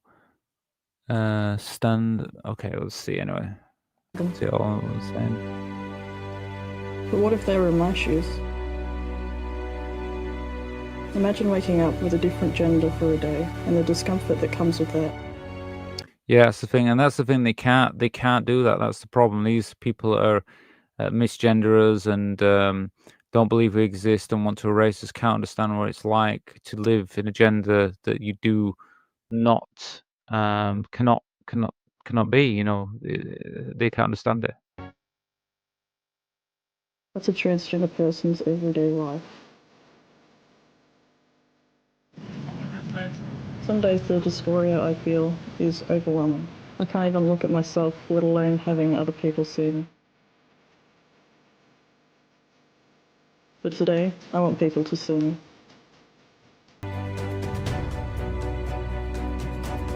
I think it's quite. I mean, we said about bravery. I mean, that's quite brave to actually go out with a thing and actually say, yeah, this is who I am. I mean, I don't know if I could do that, but it's interesting to just kind of maybe sometimes to think that way, to be that visible. To see trans people exist.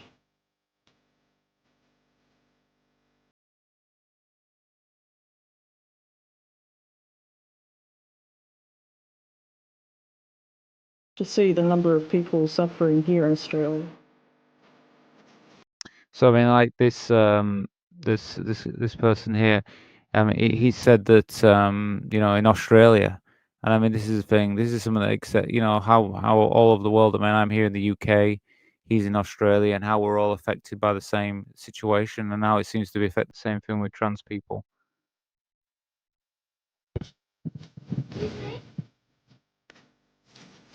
Good message.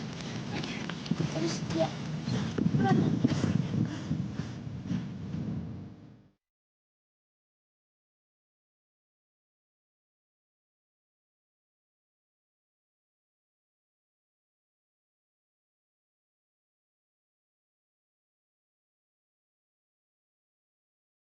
And things are slowly starting to change.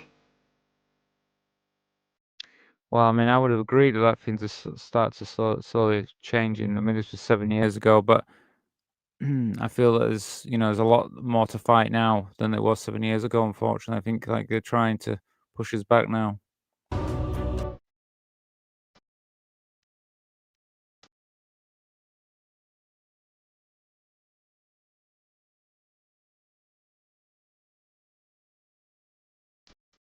Younger generations becoming more accepting and knowledgeable about how diverse our world really is. Yeah, definitely. I would say that the younger generation is becoming more accepting. I still believe that, and I believe once that younger generation grows up, and this older generation is no longer a problem, really, I think things will improve.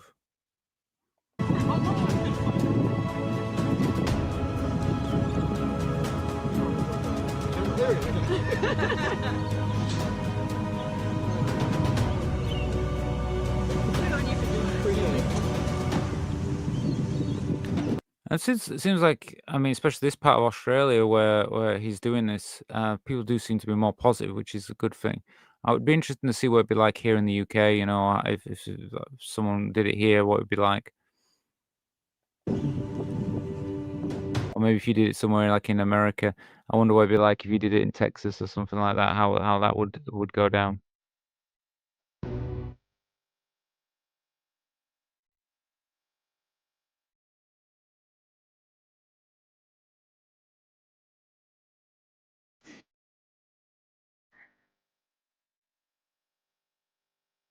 Some days it's hard, but I'm proud of who I am and where I'm going. Be proud of who you are.